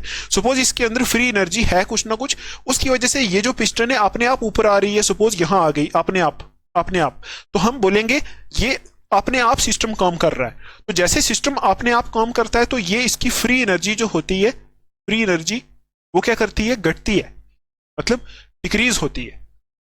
ठीक, मतलब सिस्टम अपने आप काम कर रहा है, तो ये चीज जो यहां थी इसको ऊपर पहुंचाने के लिए सिस्टम ने कुछ एनर्जी दी ना, यहां से कुछ एनर्जी दी ना, तभी ये चीज यहां से ऊपर आ गई। तो हमने बोला कि इसकी जो इंटरनल एनर्जी थी, जो फ्री एनर्जी थी, वो इसने इसको दे दी, इसकी फ्री एनर्जी डिक्रीज हो गई। ठीक, और दूसरी चीज है, अगर हम क्या करें, इस सिस्टम के ऊपर काम करें, इसके ऊपर काम करें मतलब इसको ऊपर से प्रेस करें, तो हम अपनी ताकत लगाएंगे तो इस चीज को यहां लेके आ जाए सपोज, तो फिर हम ऐसा बोलेंगे कि फ्री एनर्जी जो है वो बढ़ गई, क्योंकि हमने ऊपर से एनर्जी लगाई, पहले से इसके पास जो एनर्जी थी उसके ऊपर हमने और एनर्जी लगाई, हमने इसके ऊपर काम किया, तो फ्री एनर्जी इसकी क्या हो गई, इंक्रीज हो गई। ठीक है, फ्री एनर्जी क्या हो गई, इंक्रीज हो गई। ये आपको चीज याद रखनी है। तो आपको एक चीज याद रखनी है, जब कोई चीज घटती है फिजिक्स केमिस्ट्री में, जब कोई चीज घटती है, या फिर हम ऐसा बोलते हैं कि यहां से देखो, ऐसा भी बोल सकते हैं ना इसको कि फ्री एनर्जी इसके पास जो थी वो यहां से बाहर निकल गई, मतलब घट गई, बाहर निकल गई, तो इसमें फ्री एनर्जी और अंदर आ गई। तो हम ऐसा बोलते हैं फिजिक्स में कि, या फिर केमिस्ट्री में ऐसा बोलते हैं कि अगर कोई चीज घटती है तो उसके साथ माइनस साइन लगता है, और अगर कोई चीज बढ़ती है तो उसके साथ क्या होता है, प्लस साइन लगता है। तो देखो यहां जो गिब्स फ्री एनर्जी है ना, ये होती है जी। तो अगर सिस्टम खुद काम करता है, खुद काम करता है, तो उसमें डेल्टा जी जो होता है, डेल्टा जी जो होता है वो आता है माइनस। क्यों? क्योंकि आपको पता है डेल्टा जी हो गया free energy change, Gibbs free energy change, ये आपको थर्मोडायनेमिक्स में पढ़ाया जाता है। ठीक, अगर सिस्टम अपने आप काम करता है, अपने आप काम करता है, मैं अपने आप काम कर रहा हूं, मेरी एनर्जी इस टाइम बाहर निकल रही है, तो मेरा चेंज इन एनर्जी क्या होगा, नेगेटिव। ये आपको याद रखना है, डेल्टा जी नेगेटिव होता है अगर सिस्टम अपने आप काम करता है। ठीक, इसमें आप स्पॉन्टेनियस रिएक्शन की भी एग्जांपल लिख सकते हो। स्पॉन्टेनियस रिएक्शन में भी यही होता है, स्पॉन्टेनियस रिएक्शन के लिए भी डेल्टा जी जो होता है वो क्या होता है, माइनस। क्यों? क्योंकि वो रिएक्शन अपने आप होती है, अपने आप। सपोज जैसे ये अपने आप यहां से बाहर आ रहा था तो इसकी एनर्जी घट रही थी, घटने की वजह से यहां हम बोलते हैं कि यहां माइनस आता है साइन। ठीक है, और अगर फ्री एनर्जी किसी की बढ़ रही है तो उसके लिए डेल्टा जी जो होता है वो आता है प्लस, पॉजिटिव। ठीक है, मतलब आप ऐसा बोल सकते हो, जो सिस्टम अपने आप काम नहीं करता, जो सिस्टम अपने आप काम नहीं करता, हम उसके ऊपर एनर्जी लगा के उसका काम कराते हैं उसको। ठीक है, सपोज ये पिस्टन अपने आप नीचे नहीं हो रही, हम ऊपर से एनर्जी देके इसको नीचे करा रहे हैं, तो हम क्या कर रहे हैं, इसकी फ्री एनर्जी को बढ़ा रहे हैं। तो इस केस में क्या होता है, डेल्टा जी प्लस आता है। ठीक, और इस केस में जो रिएक्शंस आ जाती हैं वो आती हैं non spontaneous. Non spontaneous reactions ऐसी होती हैं जिनको, जो खुद नहीं होती है, जिनको हम कराते हैं। ठीक है, वो होती है नॉन स्पॉन्टेनियस, तो हम उनके ऊपर एनर्जी दे के उनको कराते हैं, तो उसमें डेल्टा जी जो होता है वो प्लस आता है। ठीक है, उसमें डेल्टा जी मतलब फ्री एनर्जी हम ऊपर से देते हैं, डेल्टा जी वहां बढ़ जाता है, मतलब change in Gibbs free energy या फिर फ्री एनर्जी उसमें बढ़ जाती है, और जो रिएक्शंस अपने आप होती हैं उसमें डेल्टा जी घट जाता है। ये आपको याद रखना है। जैसे देखो, आपको मैं समझाने की कोशिश करूं, जो सेल होता है ना, सेल जो हमने अभी पढ़ा था, गैल्वेनिक सेल, जो पीछे पढ़ा इलेक्ट्रोकेमिकल सेल में, गैल्वेनिक सेल, उसमें आप मुझे बताओ क्या रिएक्शन अपने आप होती है? क्या यहाँ जो रिएक्शन हम बोलते हैं वो अपने आप होती है? अपने आप होती है, तभी तो यहाँ हमें करंट मिलता है। तो आप ऐसा भी बोल सकते हो, इस गैल्वेनिक सेल के लिए ये रिएक्शन अपने आप होती है, अपने आप काम होता है, यहाँ हम कुछ नहीं करते, हम सिर्फ ये लगा देते हैं, बाकी काम अपने आप होता है। तो इसके लिए फ्री एनर्जी क्या होगी, घटेगी। फ्री एनर्जी घटेगी, जैसे काम होता है। आपको पता है स्टार्टिंग में ये, आपको पता है ना, जो सेल होता है ना, बहुत बार आपको बताया, जब वो काम करता है तो क्या होता रहता है, यहां से ये इधर आते रहते हैं जिंक, और यहां से ये ऊपर चले जाते हैं कॉपर बन के, Cu2 प्लस कॉपर बन के चला जाता है ऊपर कॉपर के साथ। तो ये अपने आप काम होता है। तो काम होते होते होते होते आस्ता आस्ता क्या होता रहता है, इसकी वोल्टेज घटती रहती है, तो आस्ता आस्ता इसकी एनर्जी क्या होती रहती है, घटती रहती है। तो घटती है तो इसका मतलब एनर्जी बाहर निकलती जाती है, तो बाहर निकलती जाती है, इसका मतलब क्या होता है, इसके लिए भी डेल्टा जी क्या होगा, माइनस। ठीक है, गैल्वेनिक सेल में जो रिएक्शन होती है वो अपने आप होती है, इसलिए इसके लिए भी डेल्टा जी, जो जिसको बोलते हैं फ्री एनर्जी, मतलब वो एनर्जी आस्ता आस्ता कम होती जाती है, तो ऐसा बोलते हैं। ठीक, तो ये था थोड़ा सा फ्री एनर्जी के बारे में। अभी हम देखते हैं ये जो टॉपिक है हमारा, Gibbs free energy and cell potential. ठीक है, इसको साफ करते हैं। आई होप आपको कुछ ना कुछ समझ में आया होगा। ठीक है, अभी मेन टॉपिक देख लेते हैं, फिर उसके बेस पे क्वेश्चन देखेंगे बस। अभी आप इस टॉपिक में एक पॉइंट लिखो पहले, देखो आप ये पॉइंट लिखो, when a cell reaction takes place, when a cell reaction takes place, ठीक है, जब एक सेल रिएक्शन होती है, electrical energy is produced, electrical energy is produced, यह हमें पता है। जब एक सेल रिएक्शन होती है, सेल में रिएक्शन होती है तो इलेक्ट्रिकल एनर्जी प्रोड्यूस होती है, वो हमें पता है, ठीक। अच्छा, अभी देखो, the electrical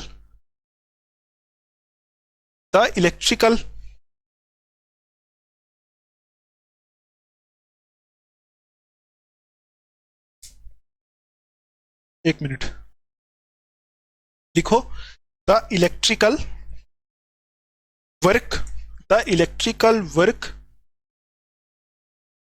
thus done, the electrical work thus done by the cell, done by the cell, या फिर सिस्टम लिख दो इसके आगे, सेल भी एक सिस्टम ही है, ठीक है, by the cell results in corresponding decrease in free energy, results in corresponding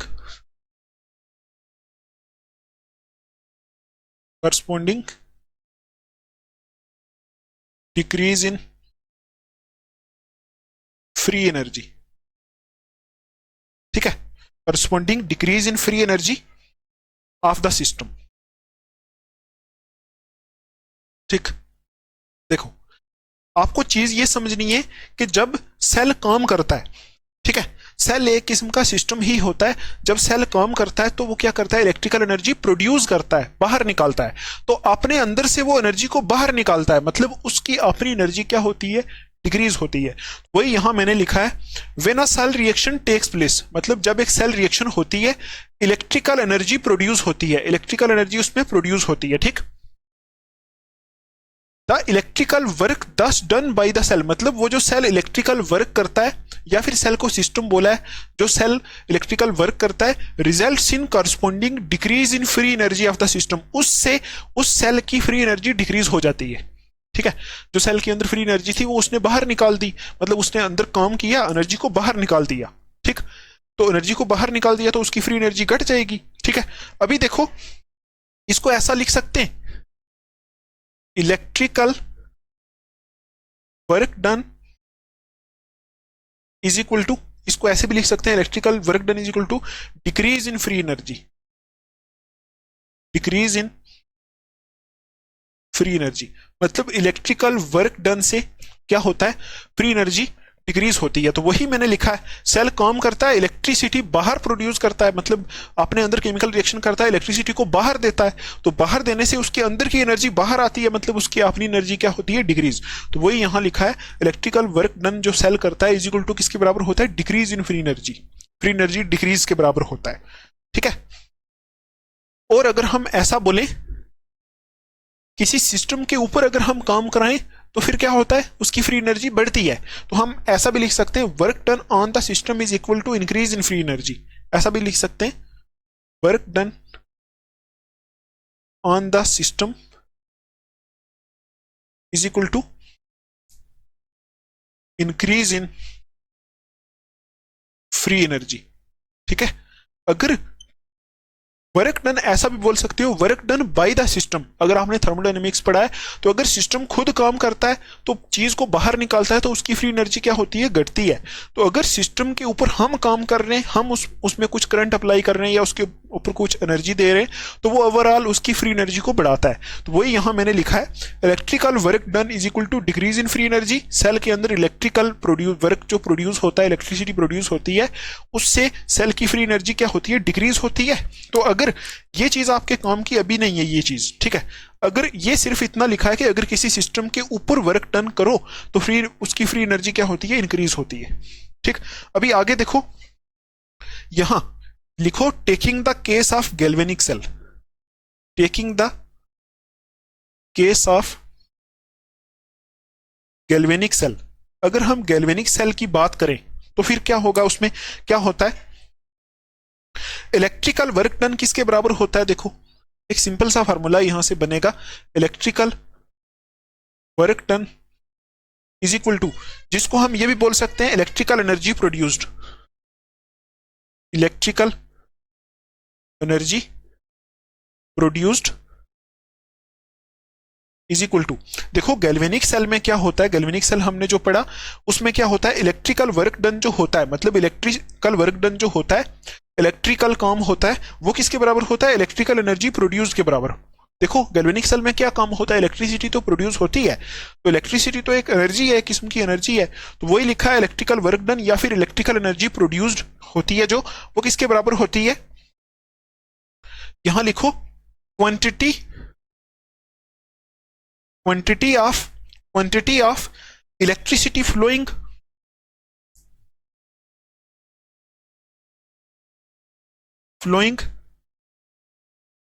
multiple by EMF, बस ये आपको याद रखना है और कुछ नहीं। मतलब जो गैल्वेनिक सेल होता है उसमें जो इलेक्ट्रिकल एनर्जी प्रोड्यूस होती है वो किसके बराबर होती है, क्वांटिटी ऑफ इलेक्ट्रिसिटी फ्लोइंग के, उसमें कितनी इलेक्ट्रिसिटी फ्लो कर रही है मल्टीपल बाई कितना ईएमएफ प्रोड्यूस हुआ, कितनी वोल्टेज आई, ठीक है, तो इसके बराबर होती है। हम ऐसा लिख सकते हैं कि डब्ल्यू इलेक्ट्रिक मतलब इलेक्ट्रिकल वर्क डन या फिर electrical energy produced is equal to किसके बराबर होता है, ईएमएफ मल्टीपल बाई, ये यहां से एक हम फार्मूला बनाएंगे, आपको इतना याद रखना है कि गैल्वेनिक सेल के अंदर जो इलेक्ट्रिकल एनर्जी प्रोड्यूस होती है वो किसके बराबर होती है, क्वांटिटी ऑफ इलेक्ट्रिसिटी फ्लोइंग, मतलब उसमें से इलेक्ट्रिसिटी कितनी फ्लो कर रही है और ईएमएफ कितना है, इन दोनों को मल्टीपल करेंगे, तो यहां हम लिख सकते हैं electrical work done is equal to EMF multiple by electric charge flow through the wire, electric charge flow through the wire, ठीक, बस ये फार्मूला हमें बनाना है, क्या है, W electric is equal to EMF into electric charge flow through the wire, कितना electric charge जो है वायर से फ्लो कर रहा है, और आपको पता है चार्ज कैसे फ्लो होता है, इलेक्ट्रॉन की मूवमेंट से, ठीक है, मतलब करंट जो होता है ना, चार्ज या करंट, मुझे उतनी फिजिक्स की नॉलेज नहीं है, लेकिन जो चार्ज मूव करता है वो चार्ज इलेक्ट्रॉन होते हैं और कुछ नहीं होता है, ठीक, तो आप यहां एक लाइन ऐड करो, यहां लिखो if n moles of electrons are transferred in a cell reaction, मतलब अगर किसी सेल रिएक्शन में n मोल इलेक्ट्रॉन ट्रांसफर हुए, देखो हमने देखा था इलेक्ट्रॉन की मूवमेंट से इलेक्ट्रिसिटी प्रोड्यूस होती है, तो अगर n मोल इलेक्ट्रॉन मूव हुए, ट्रांसफर हुए सेल रिएक्शन के अंदर, ठीक है, then charge flowing through the wire, charge कितना होगा, then charge flowing through the wire is equal to, देखो n मोल इलेक्ट्रॉन प्रोड्यूस हुए और n मोल जो चार्ज प्रोड्यूस करते हैं वो होता है 96500 कूलम, इतना चार्ज होता है, और इस 96500 कूलम को हम F से रिप्रेजेंट करते हैं, फेराडे से, तो अगर n मोल इलेक्ट्रॉन फ्लो हुए तो कितना चार्ज प्रोड्यूस करेंगे, NF, ये आपको याद रखना है, और आगे लिख लो EMF is equal to EMF is equal to E cell, देखो EMF ई सेल होता है, देखो हमें यहां से एक फार्मूला बनाना है और कुछ नहीं, W electric is equal to EMF into electric charge flow through the wire, हमें क्या करना है, डब्ल्यू इलेक्ट्रिकल वर्क डन जो किया सेल ने, इलेक्ट्रिकल एनर्जी जो प्रोड्यूस की वो किसके बराबर है, EMF कितना है मल्टीपल बाई चार्ज कितना फ्लो हुआ, और हम मान रहे हैं अगर n मोल इलेक्ट्रॉन्स जो है ट्रांसफर हुए सेल रिएक्शन में तो कितना चार्ज फ्लो होगा, NF चार्ज, ठीक है, n मोल की वजह से इतना चार्ज फ्लो होता है तो NF चार्ज फ्लो होगा। तो अभी देखो अभी हम फार्मूला कैसे बनाएंगे, और यहां जो EMF है EMF को हम ई सेल लिखेंगे, ठीक, क्योंकि आपको पता है EMF और ई सेल एक ही चीज होती है, तो आप यहां लिखो W electric is equal to EMF जो है इसको आप बाद में लिखो, पहले लिखो electric charge flow through the wire, electric charge through the wire कितना निकाला हमने, NF, तो आप लिखो यहां NF मल्टीपल बाई ये EMF क्या लिखा हमने, ई सेल, ठीक है, ये हुआ। तो आप अभी क्या करो, ऐसे लिख सकते हैं W इलेक्ट्रिक मतलब electrical work done is equal to NF E cell, ऐसे लिख सकते हैं। तो अभी मुझे आप एक चीज बताओ,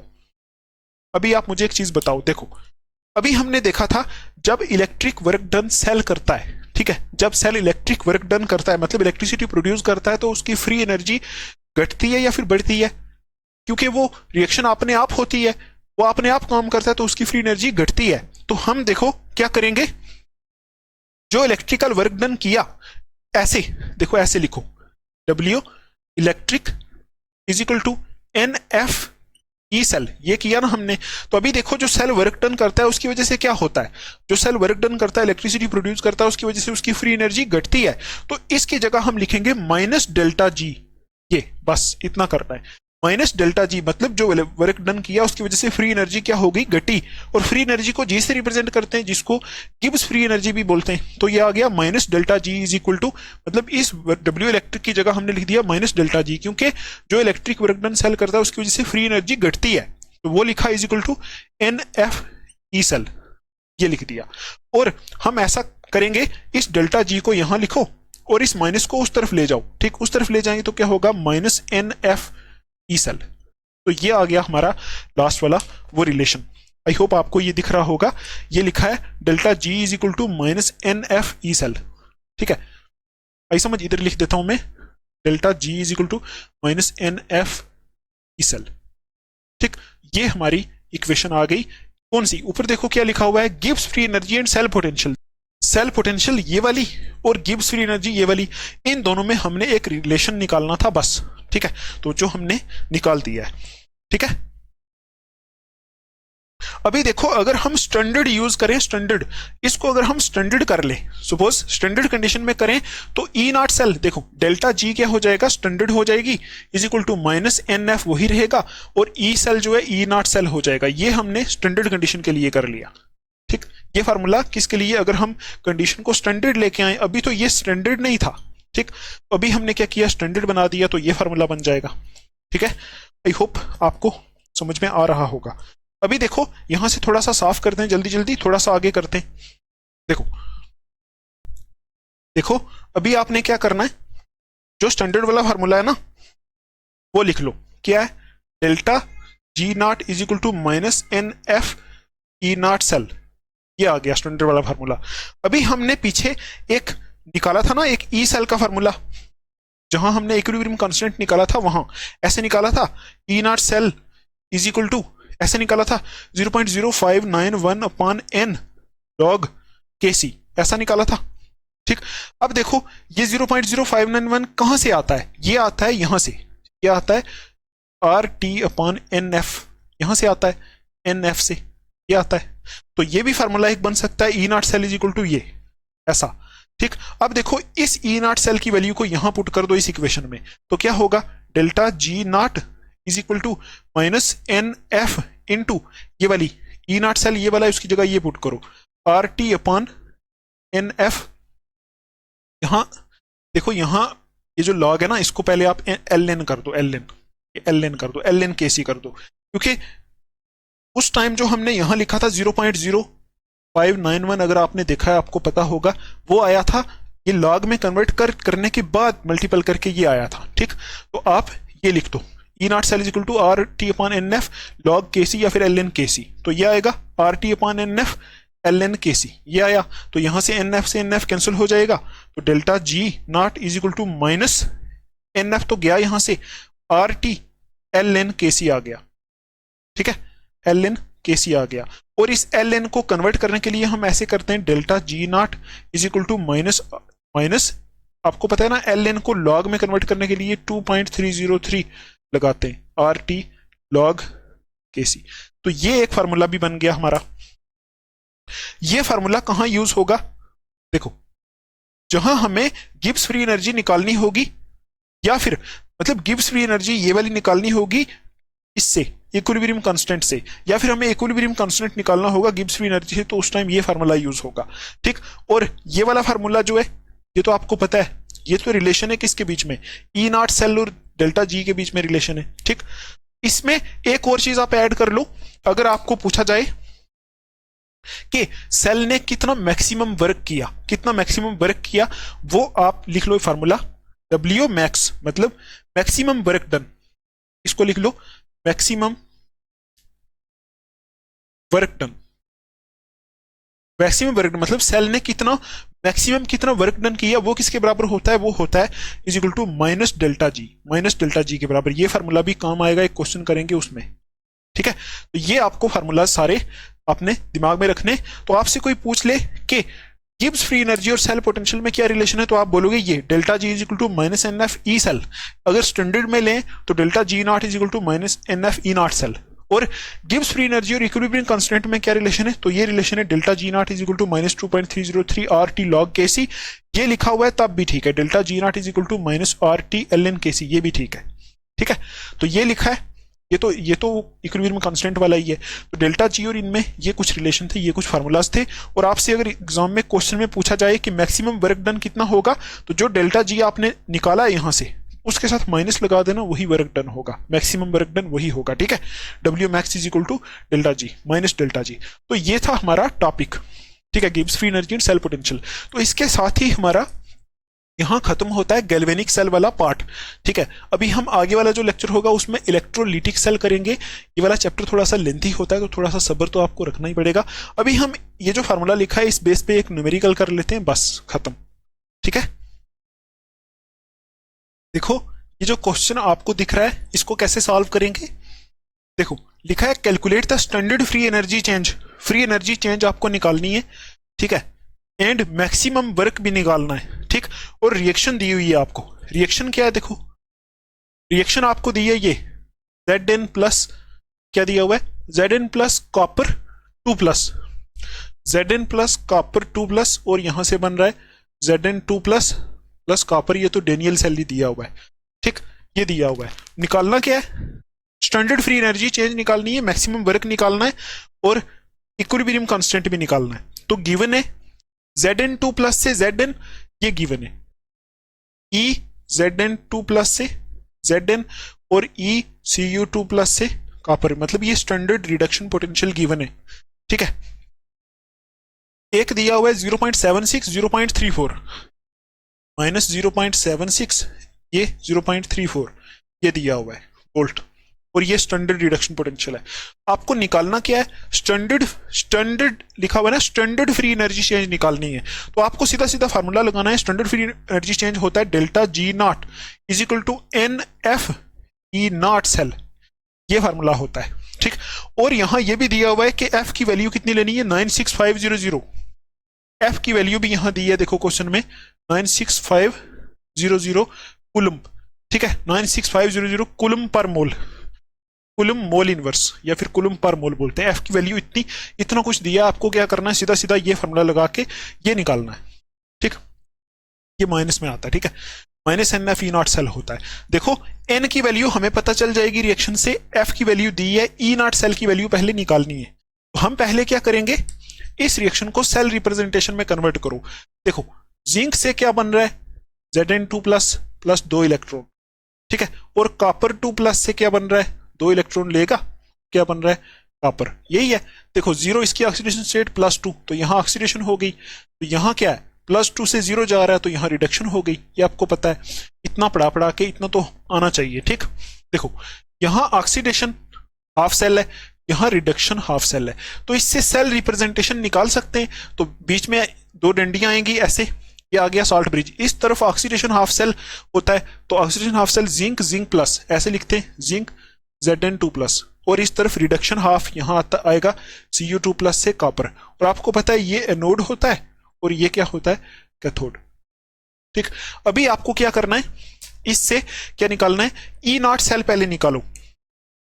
ई नॉट सेल कैसे निकालेंगे, देखो E naught cell is equal to E naught cathode, ठीक है, माइनस ई नॉट एनोड, ये होता है, ठीक। और आपको पता है यहां ये मैंने इस तरफ कैथोड एनोड लिखा है, ठीक है, E naught anode is equal to, देखो E naught cell is equal to cathode की वैल्यू कितनी दी है, रिडक्शन पोटेंशियल, कैथोड है कौन सा, कॉपर वाला कैथोड है, ये सेल रिप्रेजेंटेशन से पता चलता है। देखो कॉपर वाला इलेक्ट्रोड है, पहले सेल रिप्रेजेंटेशन लिखनी होती है हर एक क्वेश्चन में, तो यहां से कॉपर वाला क्या है, कैथोड, तो कॉपर वाले की वैल्यू कितनी है 0.34, लिख दो यहाँ 0.34, ठीक है। माइनस एनोड वाला, एनोड कौन है, जिंक वाला, देखो जिंक वाला एनोड है, तो माइनस 0.76, तो माइनस 0.76। तो यहां से जब हम इसको सॉल्व करेंगे माइनस इंटू माइनस यहाँ प्लस आएगा, ठीक है। ओवरऑल यहाँ क्या आएगा प्लस, इन दोनों को प्लस कर दो तो कितना आएगा 6 4 10 आएगा, 0 1 7 8 9 10 और 11, तो ये कुछ 1.10 वोल्ट आता है, ठीक है। ये आ गई ई सेल की वैल्यू, ठीक। अभी क्या करना है, कुछ नहीं, ये निकालनी है आपको स्टैंडर्ड फ्री एनर्जी चेंज। तो क्या लिखेंगे, delta G naught is equal to minus N, कितना है, कितने इलेक्ट्रॉन इन्वॉल्व है रिएक्शन में, 2 इलेक्ट्रॉन, तो इतना तो आपको पता होना चाहिए 2।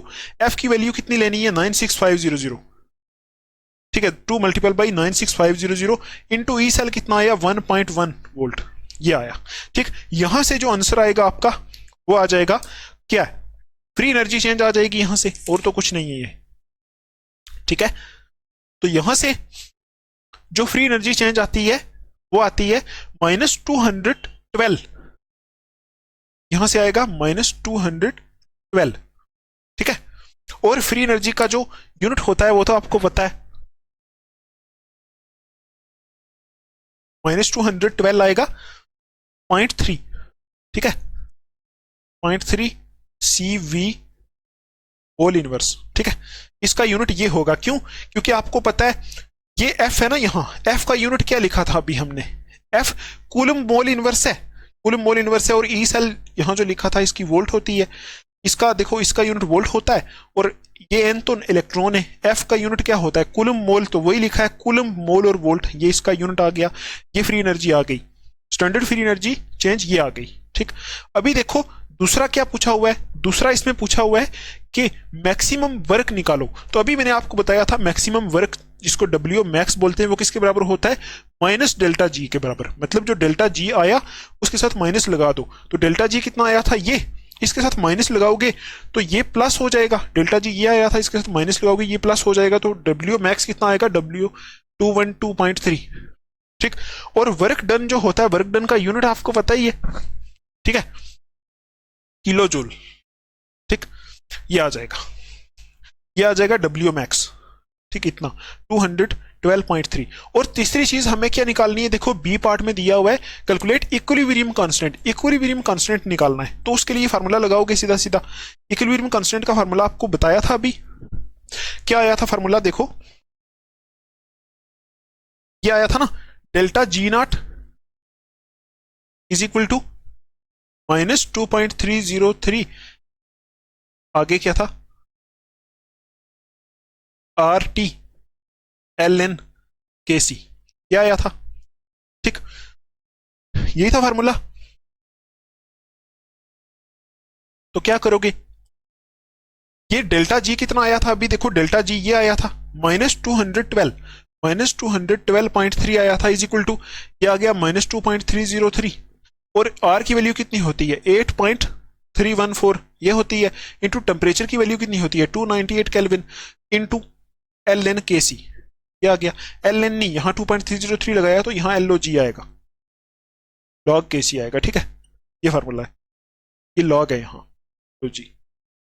अभी देखो यहां से log KC की वैल्यू निकाल सकते हैं, कैसे निकालेंगे, log KC को अगर हम यहां से बाहर निकालें, log KC को बाहर निकालें तो आएगा -212.3 डिवाइडेड बाई ये सारा, इस सब को, ये सारा जो लिखा हुआ है इस सारे को अगर हम मल्टीपल करेंगे, ठीक है, 2.303 ऐसे आएगा ना, 2.303 मल्टीपल बाई 8.314 मल्टीपल बाई 298, और यहाँ माइनस है तो इस माइनस से ये माइनस कैंसिल हो जाएगा, ठीक, तो ये माइनस माइनस तो गया, ठीक।